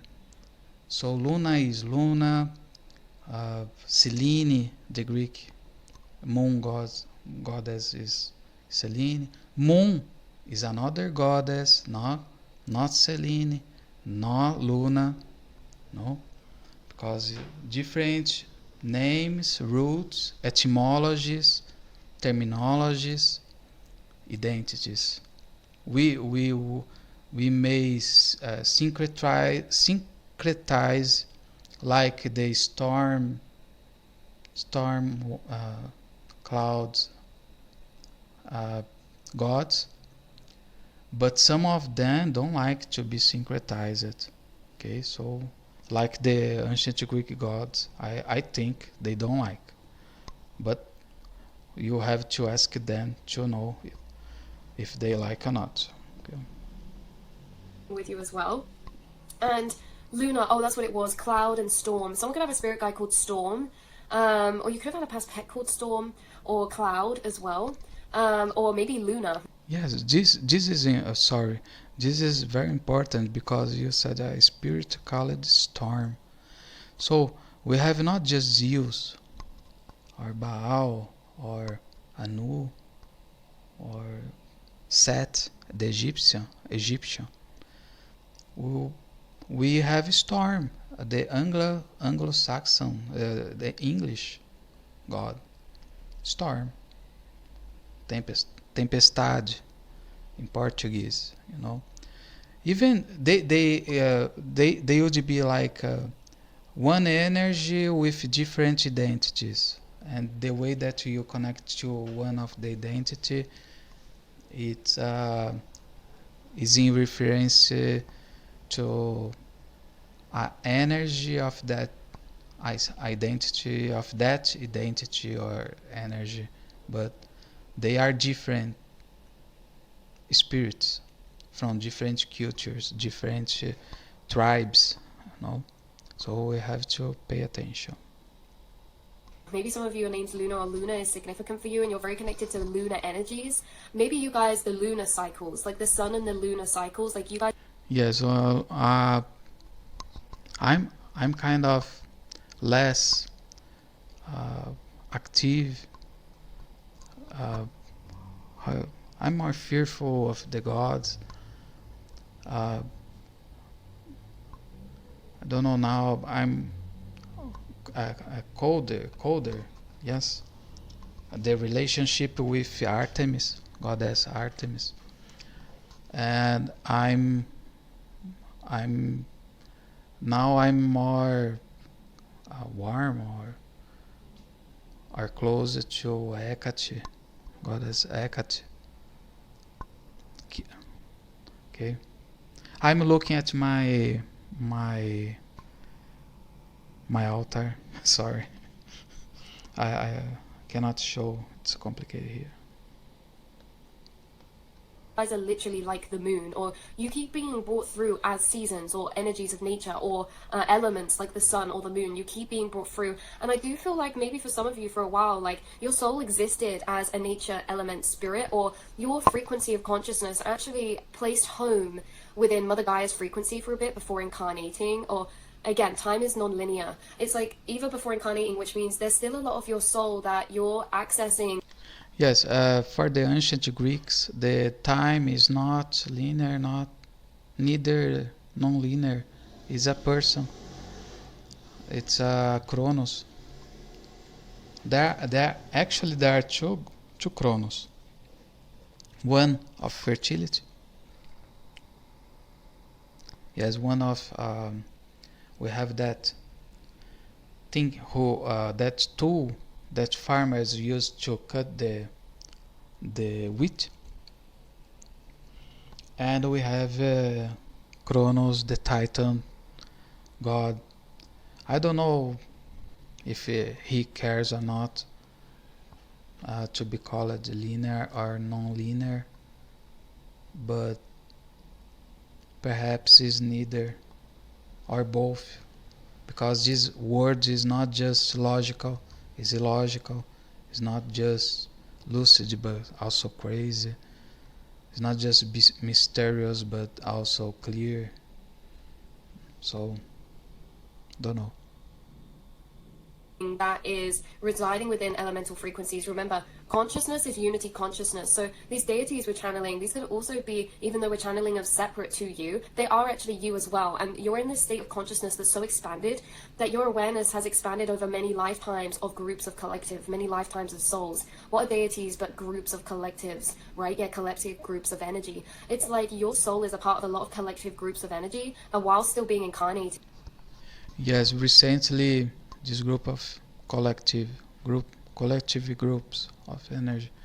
Recently, I this is why I don't know if I'm ethnic native, indigenous, Hellenic anymore, because perhaps I am still or not. Probably not like them, for sure. The ancient Greeks, uh, but uh, as we humans, we have many ancestors. Not for if you take a DNA exam, you are going to see. For example, I have the European, from Middle East, from Africa. You know, the royal divine families.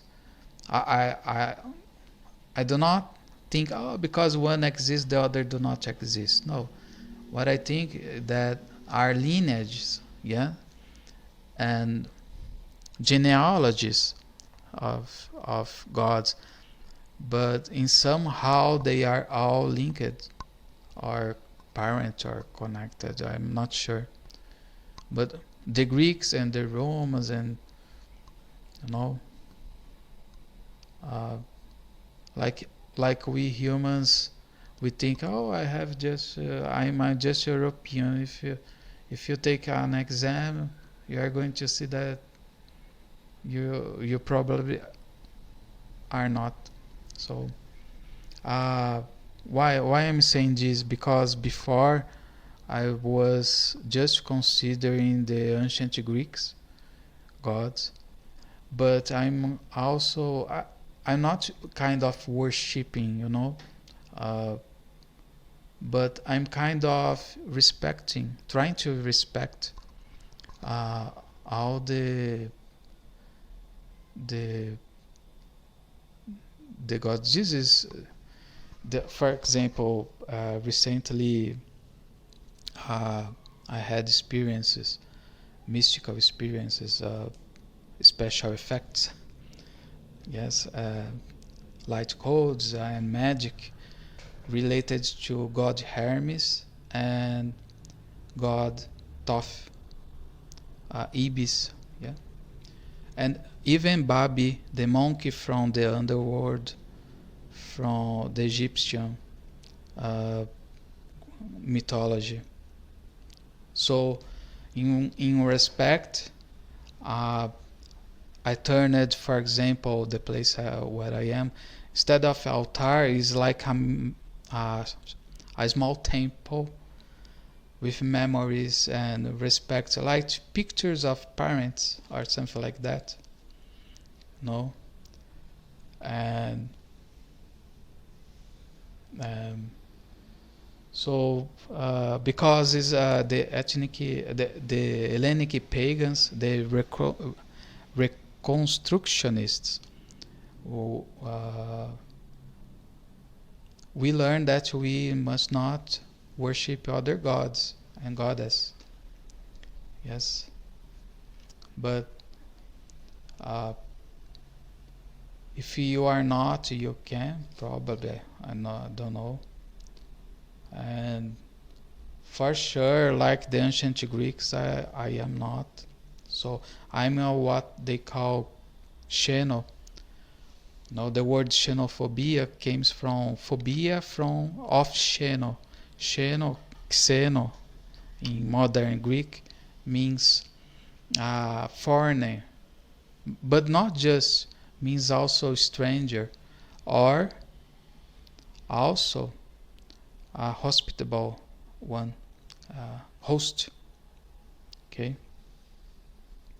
so I consider myself a xeno, a xeno, even to the ancient Greek gods, because I have multiple experience and uh, considerations and respect to, because if I learn something good with someone, I don't care. Uh, uh, I care only about the good. Doesn't matter where or what tribe or culture or nation or God, or I care about the good things and good beings and good teachings and relationships.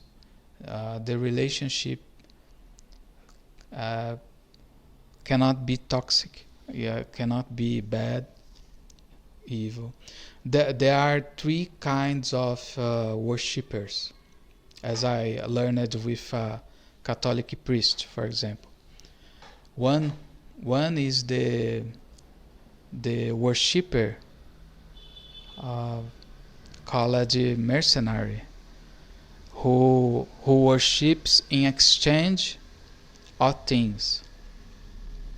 We have the worshipper slave, who worships because of fear. Okay, it's a bad relation. Yeah, it's not good.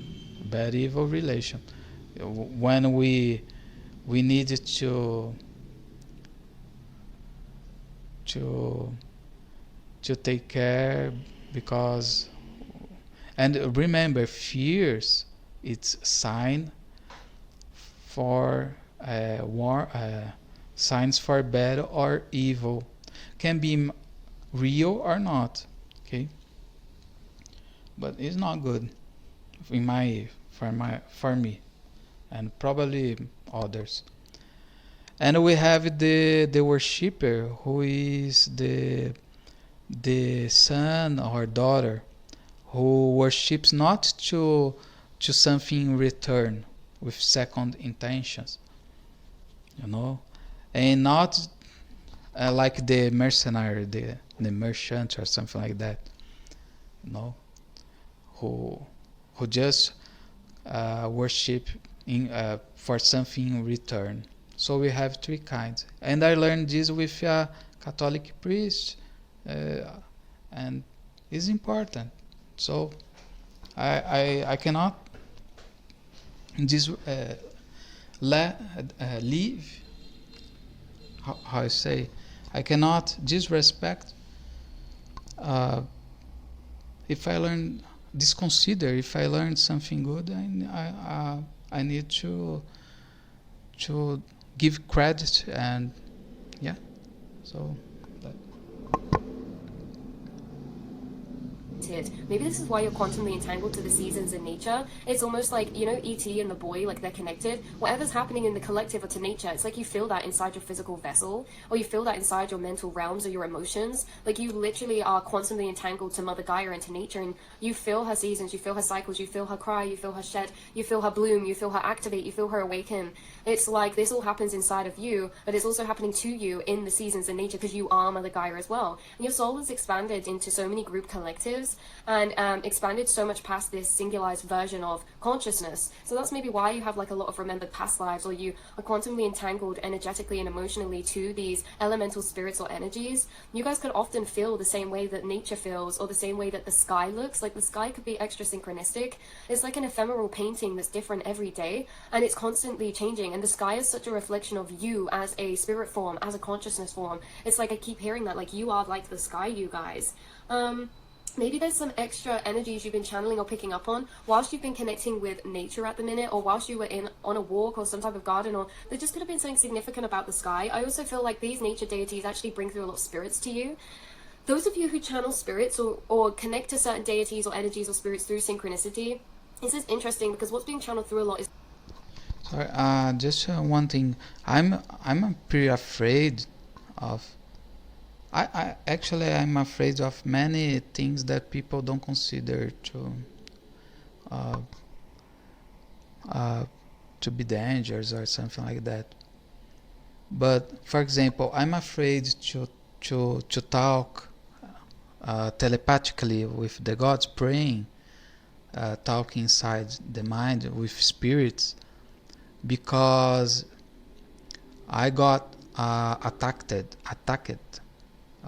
veshed, as some in exorcism they say. When we have an obsessor or a bad evil energy uh, oppressing you with bad language, uh, criticizing, cursing, and it was like I usually talk mentally, telepathically, praying, yes, but I had to stop this connection because I call it interference. Yes, it was pretty hard. One What I did is vexação. In exorcism, I learned with a Catholic exorcist priest the kinds of possession and vexation. I don't know how to say in English. Is this one that intrusive thoughts, you know, actually saying energy, spirits, they torture you mentally, you know, spiritually, trying to break you, you know. And how I solve that without exorcism, you know, I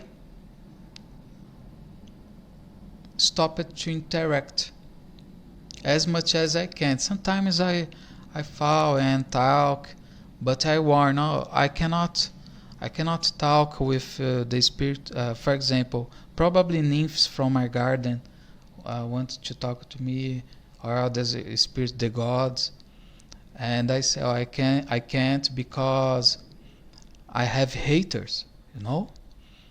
I avoid to talk this, expose all this that I'm exposing here, my experience and expertise with the things that we are and beings we are talking, because one of my fears is haters.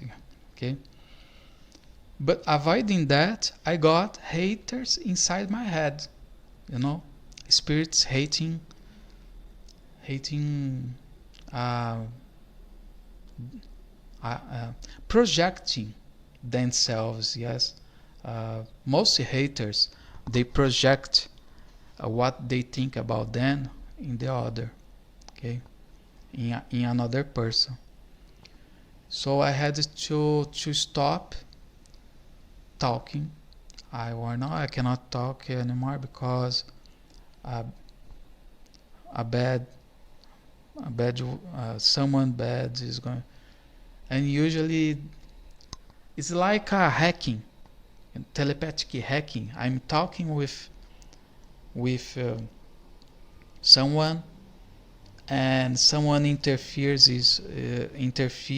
and spoils the connection, So I stopped and dissolved my problem without the need to, because we Hellenic pagans, or I'm not sure if I can't say that, because the gods are mad, I believe, with me. But we have no support like the Christians, the the Islamic, the Jews. They have priests and are close, not just online, no, and they have more opportunities to have spiritual support. What I did, because I had no support, I could have, if it got worse, I would have to go to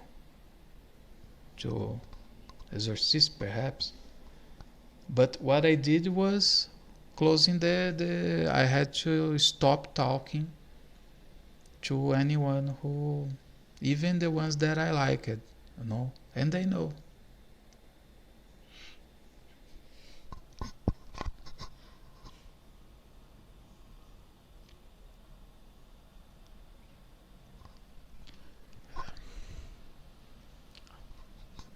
So that's it. I'm going to continue here.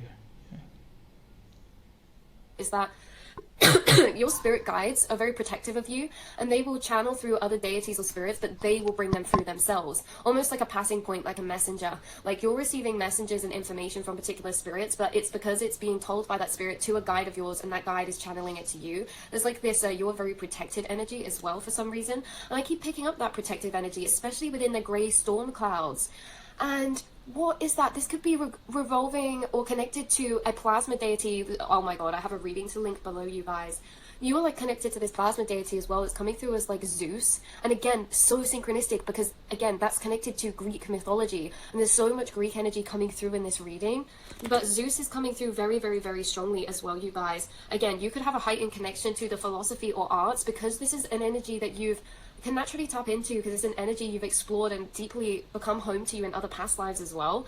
And yeah, this fierce protection, or this activating or lightning tower moment type of energy. This is like tower moments within chaos, but also within awakenings and epiphanies, met with the gentleness of the cloud goddess, right? So it's like a very interesting juxtaposition of energies. And I feel like that's you as a person as well. An interesting juxtaposition of energies, both the light and the shadow, both the gentle and the, the harshness of change, both the eternal and both the temporary. Very interesting. There could be, again, energies you're channeling through from Mother Gaia at a deeper level right now. And I keep hearing the word mutable as well. So what else can we channel through about this? About this relationship with Gaia, um,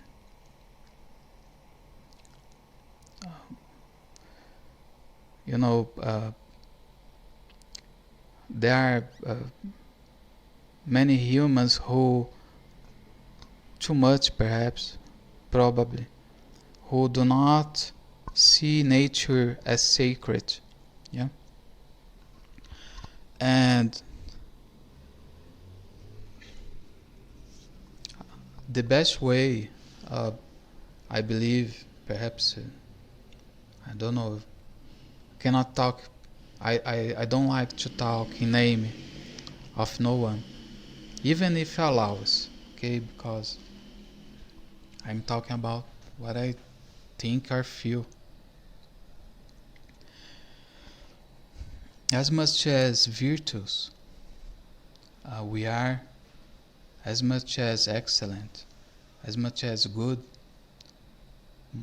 better for the planet, okay, because bad, vicious people, they do not just destroy or deconstruct human beings and cultures and religions or ideologies. They also pollute, destroy, deconstruct Gaia, planet Earth.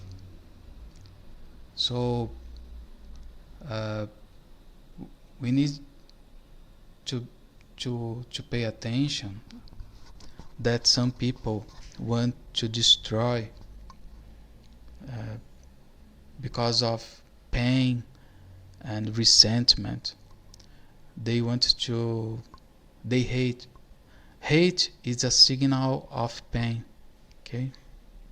So when you see some, as much as hateful one is, more pain this person is feeling.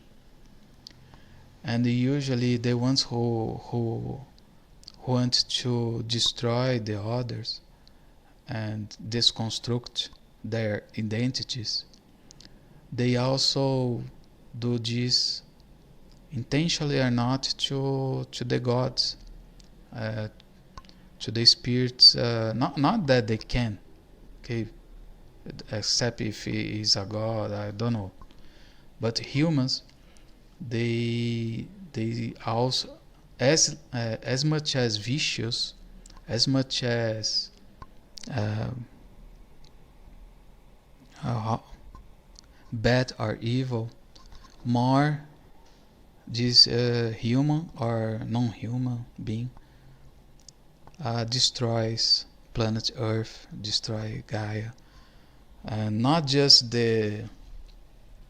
Uh, there are bad and good people. Sorry.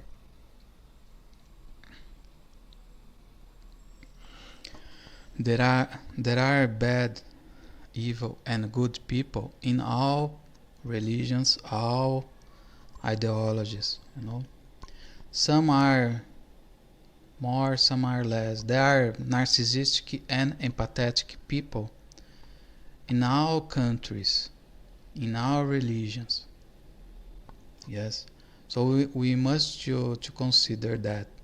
So we cannot be hateful to one religion or another because of a few, sometimes a lot suffer because a bad evil person from one tribe made a crime or something like that, and all the tribe is guilty. No. All the nation is guilt. No. All the idea political ideology members are guilty. No. So what I'm saying, as much as better we work to be or try less vicious, better for Gaia, for the cosmos, I believe, because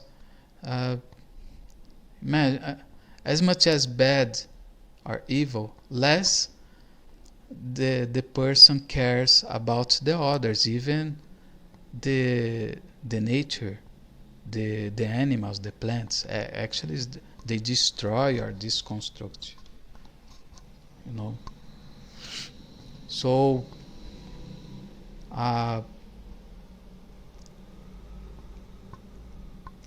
as a reconstructionist or form, I don't know anymore. I don't know anymore. I say that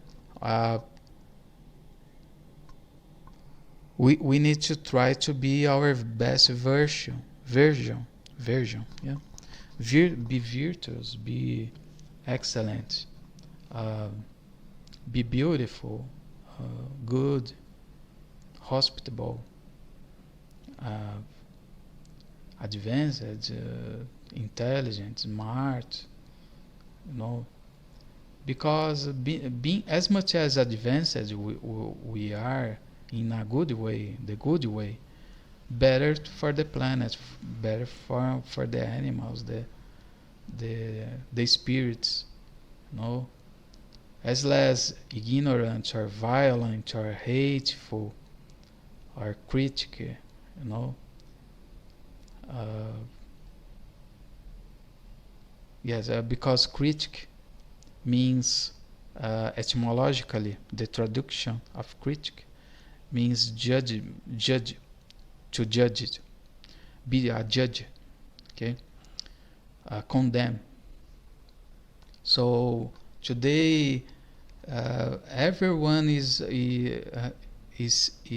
taught to admire, to be a critic, to be a judge, to judge others, things and beings, and condemn. So the bad evil use your pain, your wounds, your resentment to do bad evil things, not just to yourself but to others. So the best way to, and this affect not just the humans, the plants, the animals, the spirits, the good ones. We say in between the Hellenes, ethnic Hellenes or pagan Hellenes, agathos daimoni. We have the kakos daimonis, okay, kakos demons, and the agathos demons. Agathos are the good ones. Agathos daimonis were the angels, and the kakos daimonis are the bad ones.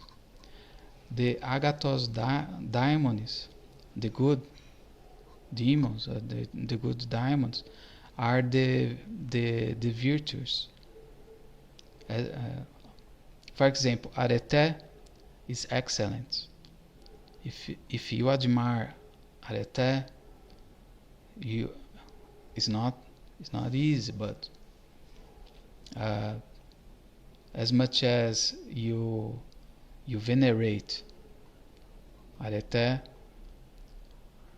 as much as you venerate excellence, more excellent you are going to be.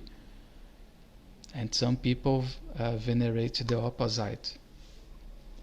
And as much as, for example, kako daimon, kako é bad, evil, or bad, just demon. Kako in ancient Greek means bad. Like in Greek they say kaka for that, and shit, koko, shit, kaka, koko, kako. The words are all related. And agathos means good, great. Okay. So as much as we understand and admires and venerates all good things, all good beings, better the word Gaia, Terra stays. Because the external reflects the internal. So if your city is ugly, this is reflecting the ugliness inside the people who made that city ugly, no? Or vices, yes, if it's dangerous, or and and as much as beautiful the city, but can be, we sometimes it is just appearance, not essence. We must consider appearance and essence. Be good in appearance and essence. Yes.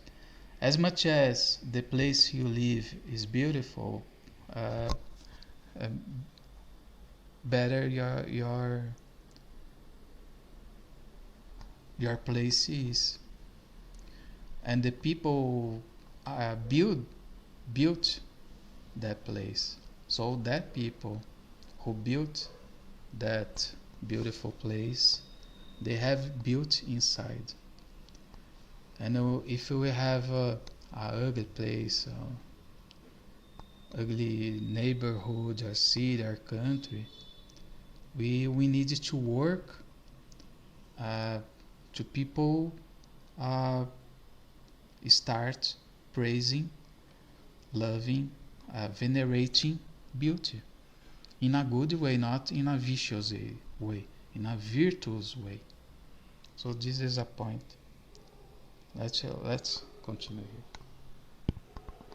Other than the fact that, again, bringing through a lot of muse and inspiration, there could just be a deeper soul awakening when it comes to this energy and area of your life. The fact that you've always noticed that you pick up energies of the weather. Like, you've always noticed that you mirror the collective. You've always noticed that maybe you mirror the seasons, or for those of you who are female, maybe you mirror the moon cycles within your own cycles and like periodic cycles.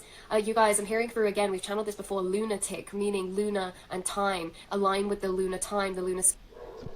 Yeah, so this kind of lunatic is, this means the translation of lunatic is the one who who lives in the moon, in Luna, or thinking Luna, or looking at Luna, no? And people use this today as crazy, and I'm seeing like that because most people believe that uh, uh, how you say being a seer, yes, being a seer, see things that they don't see, is a crazy thing because psychiatry, they teach that is a illness, a problem, a chemical problem in your brain. But I watched a gospel bishop, a pastor, uh, Brazilian, who proved that uh, psychiatry, sorry, I cannot, I need to, to learn how to say, is not medicine, not even science, it's all theory. Because to be science and medicine, the doctor, the psychiatrist, he or she should have to test the chemical in your blood, and they usually don't even take your blood blood to do medical exams, you know. So they say, oh, it's lacking dopamine or something like that in your brain, and you will have to regulate with. But how they regulate? Just what you say, what we say to them, and according to their beliefs. And this is not medicine; it's subjective. Medicine is objective. Medicine, for example, the doctor knows that you are with tuberculosis or any disease because they make an exam, they take to a lab, and that lab uh, have the pathogen, have the empirical evidence, and they name the disease based on the worm or virus or bacteria, and they the psychiatry, they cannot, thanks God, they cannot take you know uh, they do not do blood tests, neither this, imagine, brain tests. How they know that a chemical is missing in my bread if neither a hair the it went to the lab, you know? So the, one of the reasons that psychiatry is not medicine is that medicine, they are scientists, empirical, not just theoretical. I'm feeling that, so I'm sick. No. How we are going to for religion, for the religious people, for the religion ones, most religious, If you are sad, too much sad, you what people call today depression. I believe to have had, so I can say the the point of view of religion is that you are possessed by a spirit, and she has a name. In in in Greek mythology, theoi.com, you can find Oasis. Okay, is the spirit of sadness or depression, the ancient. If you, the point of view of medicine,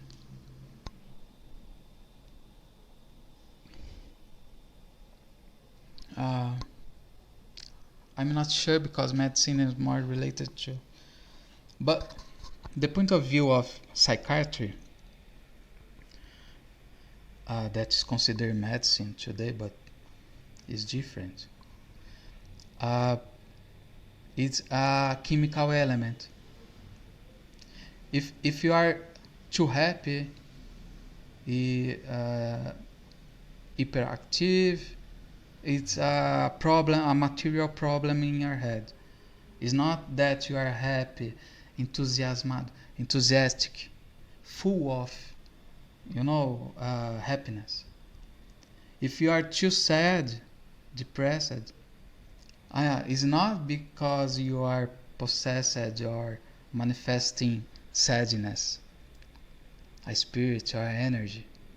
It's because something material, a, a chemical is missing, but it's all guessing game, because it is not. But I I I had to, uh, when I need help, when I needed help in 2013, when I almost died in Greece, is climbing the Acropolis wall, you know,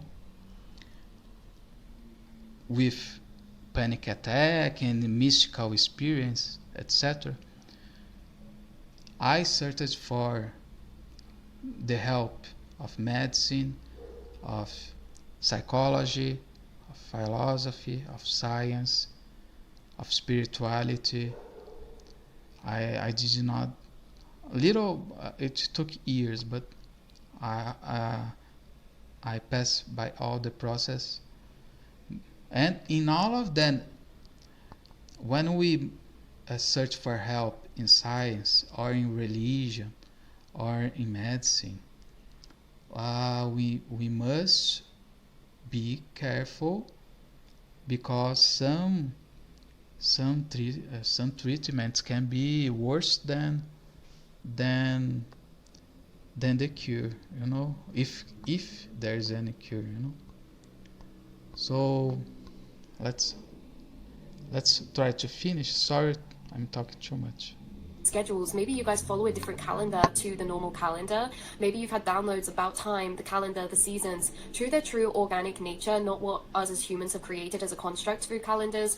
Because yeah, we're channeling through, what was it? That was the Romans, wasn't it? Who changed the calendars? There's something really connected to this past period of time in that way, where this energy form is channeling through that major changes happened within that Greek and philosophical time period. It was actually a new phase of awakening and ascension. It's like a lot of the collective moved away from their animalistic sexual energies, and we're focusing a lot of energies into self-consciousness and exploration of the psyche, philosophy, and the arts and nature. That is such a higher divine co-creational energy, and then what's being channeled through now is the Venusians. And their animalistic relationships were related to fertility. It's not like today that people have sex avoiding life or killing life with ways to prevent life, and normalizing that. Uh, the animalistic festival, bacchanals, or and others probably are related to get pregnant, not to not get to use condom or abortion pill or whatever. This is a disrespect to fertility, to the gods and goddess of, of fertility, and uh, it's not just a fertility ritual or festival, religious festival, but a life festival. So, uh, monotheistic or polytheistic, in my view, uh, we if you admire sexuality and and fertility, well, we need to, if you or anyway, I believe we need to be pro-life, okay, regardless if the Christians are pro-life or someone some other, no, because nature, uh, it's all related to life, yes, and life is a God bias, if I'm not sure. Life is also a divine entity, okay? It's also a being, an energy. Some people say that in the conception of the women egg with the man seed, give a flash of light, magical. Some people record it with, I believe. So it's magic, life, okay? We need to respect, I believe. You guys, you were connected to the Venusians or the Venus energies of dimensional star beings, and there was something about how maybe you were in a Venusian who got incarnated with for a great shift of awakening to integrate new arts and Venus energy of beauty, love, and connection to the divine through that time period. And maybe some of you were philosophers, or there's certain energies, yeah, that you could have. Yeah, about this connection to Venus, ancient Greek Aphrodite, ancient Greek, the Greek pantheon Aphrodite. Uh, I I I have this strong connection with the sacred feminine. Okay, and it's said that many people are disrespecting not just the sacred feminine, yes, feminine, just but also they are disrespecting the male feminine, the sacred, and I'm seeing even uh, uh, uh, the, I don't know, the gods, the goddesses, So if you do not respect the male and the female as sacred, uh, you are going to have troubles for sure, for sure. And uh, pro- I cannot talk by anyone, but this is anti-natural, anti uh, anti-nature, anti-Gaia, anti-bias, anti-life, you know, and you can bet that some or a lot of gods don't agree to destroy or deconstruct women and men, um, to destroy life, and misanthropy, uh, misogyny, and misandrony, hate against men, hate against women, hate against life, hate against baby. This is not good. No, not good. And need to be careful to don't fall into this prejudice, okay? Because sometimes we collect bad experience and with a gender and believe all that people are bad, are evil, because we suffered with some, and we have bad and good people uh, uh, between men, we have bad and good people between women, okay? What matters is not the sex or the race. Just the racist cares about the race, if he's white or if he's black, etc. Racists, they care about race, because and sexists, they care about sex, okay? Like the race in the bad way, not sexology. So the ones who hate the opposite sex, they are suffering, they have a pain, because hate is the manifestation of pain. But being hateful probably won't solve that. I don't know. I don't believe. I believe love, like the way of we know about Venus and Aphrodite, and harmony and cure and forgiveness that the Christians teach. But doesn't mean to accept. To forgive is to return back the if someone made you a bad thing or evil thing, you don't care that bad thing or evil thing with you. You return to the sender or transmute into goodness, you know, something like that. So as I say, the bad or evil ones use your pain, manipulate your pain to make you bad like them, okay? As much as a person hates the opposite or another from another culture or religion, more that person learns about the bad things of that culture or religion or ideology, and more the person turns like them, like what they hate, like the people they hate. So it's normal we see people uh, fighting for democracy, defending uh, tyranny, you know, dictatorship, uh, people fighting for freedom of speech, um, uh,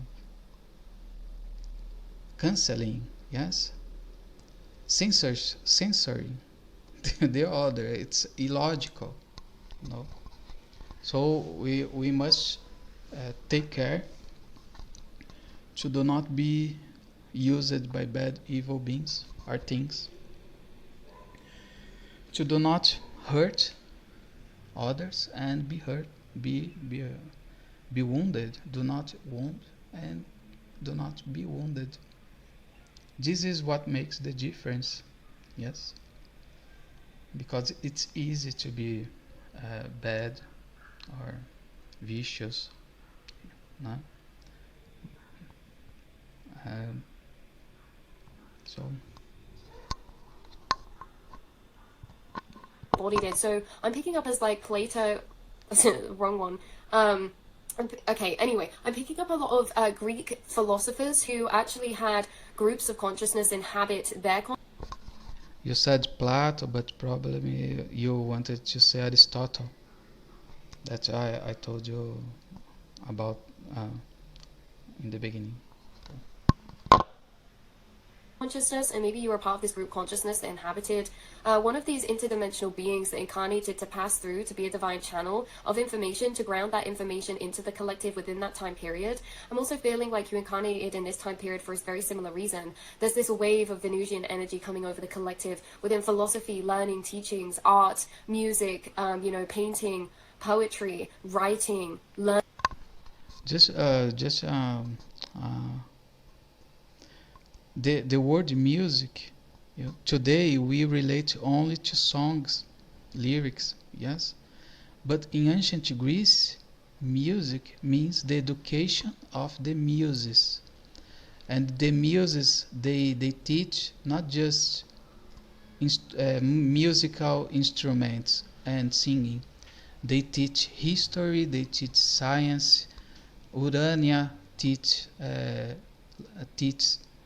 astronomy, astrology, Clio history, um, Calliope epic poetry, no Erato uh, erotic poetry, if I'm, or romantic. I, so Thalia comedy, Melpomene tragedy. Okay, so geometry would be Urania. Okay, and Hermes, god Hermes, or Thoth, the Egyptian. Yeah, Thoth. Language, I'm not sure. Yeah, but music today we think just about singing, playing, but for the ancient Greeks were education. Okay, and people believe that education they call just paideia, but paideia is playing. It's kindergarten education, something like that. It's educate through plays. Uh, okay. Learning, calendars. Oh my god, like so much like scientific and astrological, and all these areas are seemingly connected, and you could be here for a very similar role in this lifetime to maybe what you played out in that lifetime as well. And you also get guys literally splitting the deck to philosopher. Like you Yes, I'm a philosopher in the real sense of the ancient Greeks. Uh, Socrates, according Plato, wrote in the Republic that they are real philosophers, those who like the truth, not the lie, the truth, and all philosophy, not part of it. So if you know a philosopher specialized in one part of philosophy, he or she is not a real philosopher according to the ancient Greeks. If this philosopher does not like the truth, is not philosopher at all. Yeah. So and there are differences between the philosophers, the real philosophers, and the sophists. Okay, most people we call philosophers today are sophists or pedagogos. Pedagogos. The sophists are the ones who are merchants of wisdom, are professors, are lectors, speakers, uh, orators, politicians. Okay, and the real philosophers, they like the truth and all philosophy, not part of it. What it means? They do not study just philosophy. They study math, sciences, arts, okay, applied sciences. That it's all is studying. The philosopher is always studying, doing courses, uh, applying. Sorry, not necessarily doing, but applying and studying and researching, not just one area of the knowledge. Okay, it's important to say. You guys could have been philosophers, and also the philosophy that you bring to Earth is not obtained through Earth. Okay, there's philosophies that you gained from other dimensional planes and planets and records that you access that you actually brought to Earth. Like this frequency of the knowledge or the frequency of the concept or the frequency of the understanding or the information that was actually gained or absorbed or acquired or downloaded in another dimensional plane or another dimensional incarnation, and you actually brought those teachings here. I also hear like you're replacing lost knowledge on Earth, either lost philosophical knowledge, which again, philosophical knowledge can actually be seen as very much a connection between science and psychology, or science, psychology, and understanding consciousness as dimension.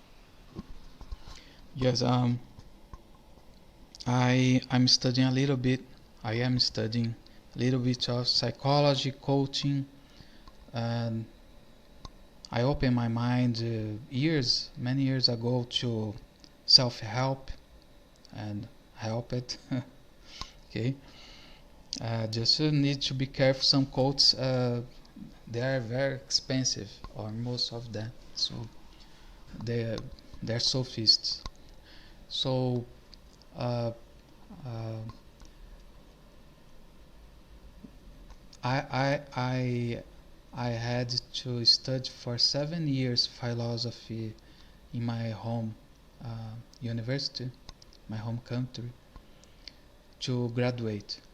7 years. I would graduate in 3 years, but because I almost died there in Greece and I had mystical experience and panic attack and opening of the spiritual way or eye or any uh, so this I had to took as much as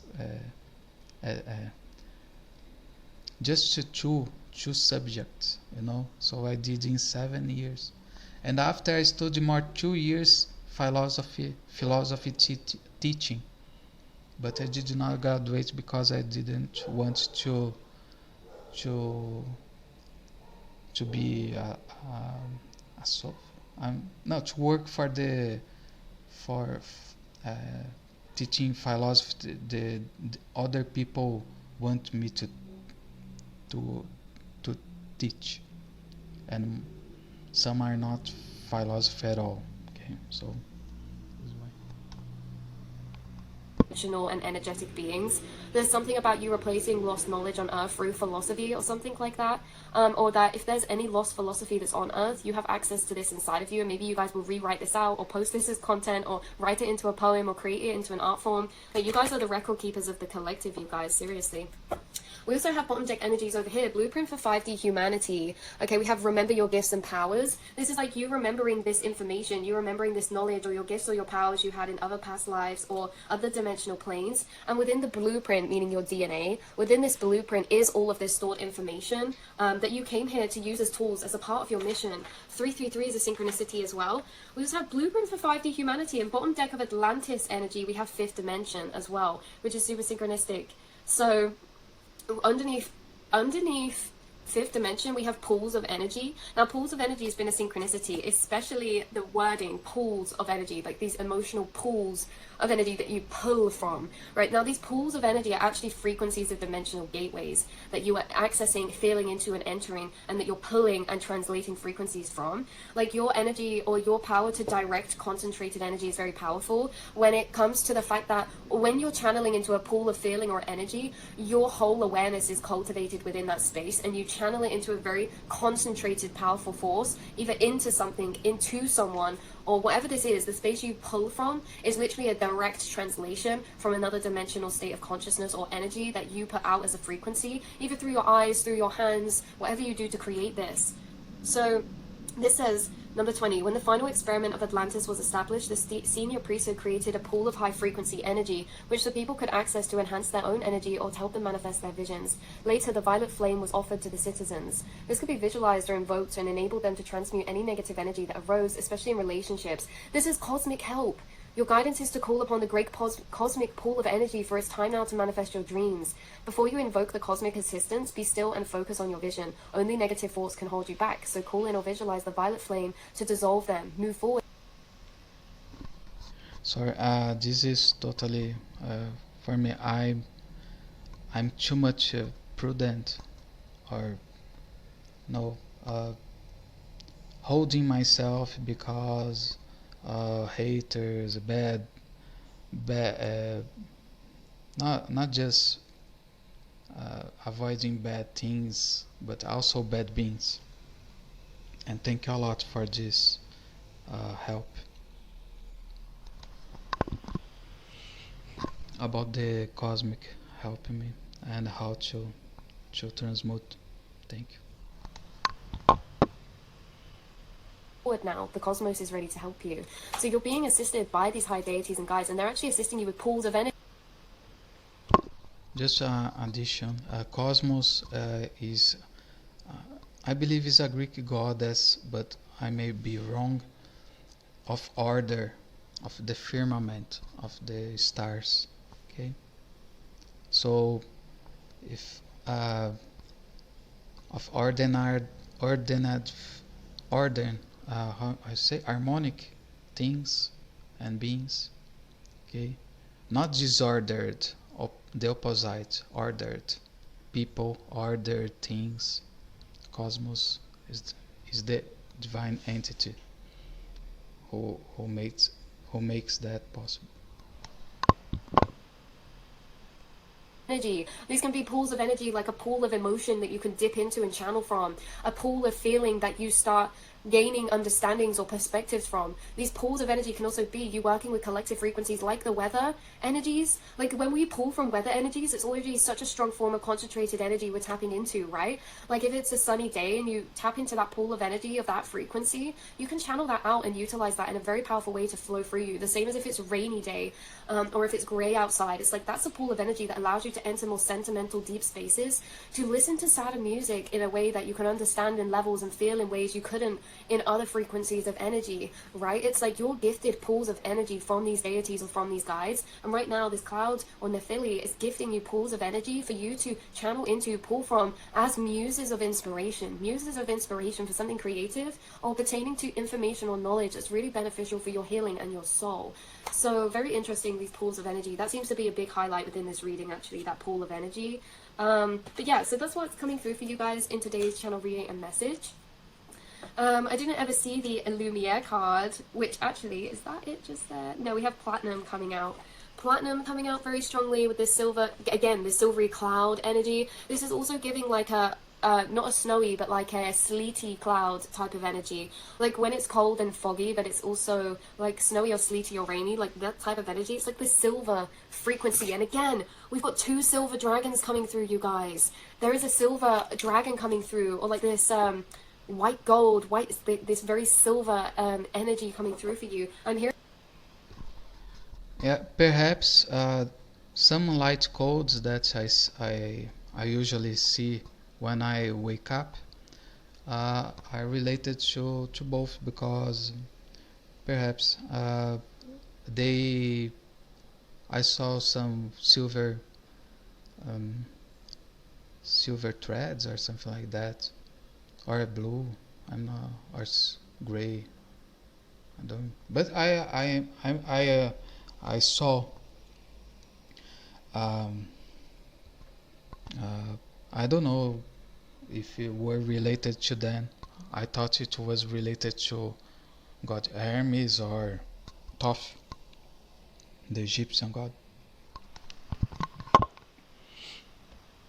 Hearing also silver threads. There could be like something about threads, like someone could pull from threads of energy whilst they're channeling, or like that's how you could feel it. Rather than a pull, you could feel it as like a thread, like a silver thread. Someone could have seen a silver thread around people, or like in the symbolism of the astral body. You could be seeing a lot of silver, or you could be seeing a lot of silver orbs or glitter at the minute as well. Sometimes when I'm working, appears a spark. I feel like, I don't know if it's me or if it's someone near, but I know that is not inside my head, because the light, my iris needs to felt the impact to watch, like you give a flash, and just small particles and erase, white, and you can sorry, I was, and a small particle, white particle, very bright and like a um, spark. Is a spark, yes. And you can watch. I call photons. Looking at the bright blue sky in a very sunny day, if you look at the sky uh, but focus your vision to to your eye or something. No. Try to identify little particles, white particles, little sparks working all around. It's crazy. My sister also can see that we look at the bright blue sky or a sunny day, and we can see is like 1 second, very small sparks uh, randomically. And I believe anyone, I'm not sure if anyone can see, but uh, you have to focus. Is like you, instead of looking all the you look at all the sky, but you see the the photons uh, moving from the sun. Yeah, it's white light. You know that the sun is not yellow. The atmosphere that makes the sun yellow. It's a white star in space, and like the he give colors. Uh, uh, the white light when transpass a prisma, the air or water, we have the rainbow. But we also have the blue bright uh, sky, okay, and the yellow sun, and this way. So sorry, I have to go, and hopefully you enjoy. Sorry for uh, holding too much, and uh, I'm happy to have shared here. I recorded, and hopefully I will post. I'm not sure. So I usually start things and do not conclude, but hopefully I will upload in my new YouTube channel called The Blue Apple. Okay. Thank you a lot. Sorry for anything or any being, and hopefully I help you in some way, since I believe you help me a lot in other ways too.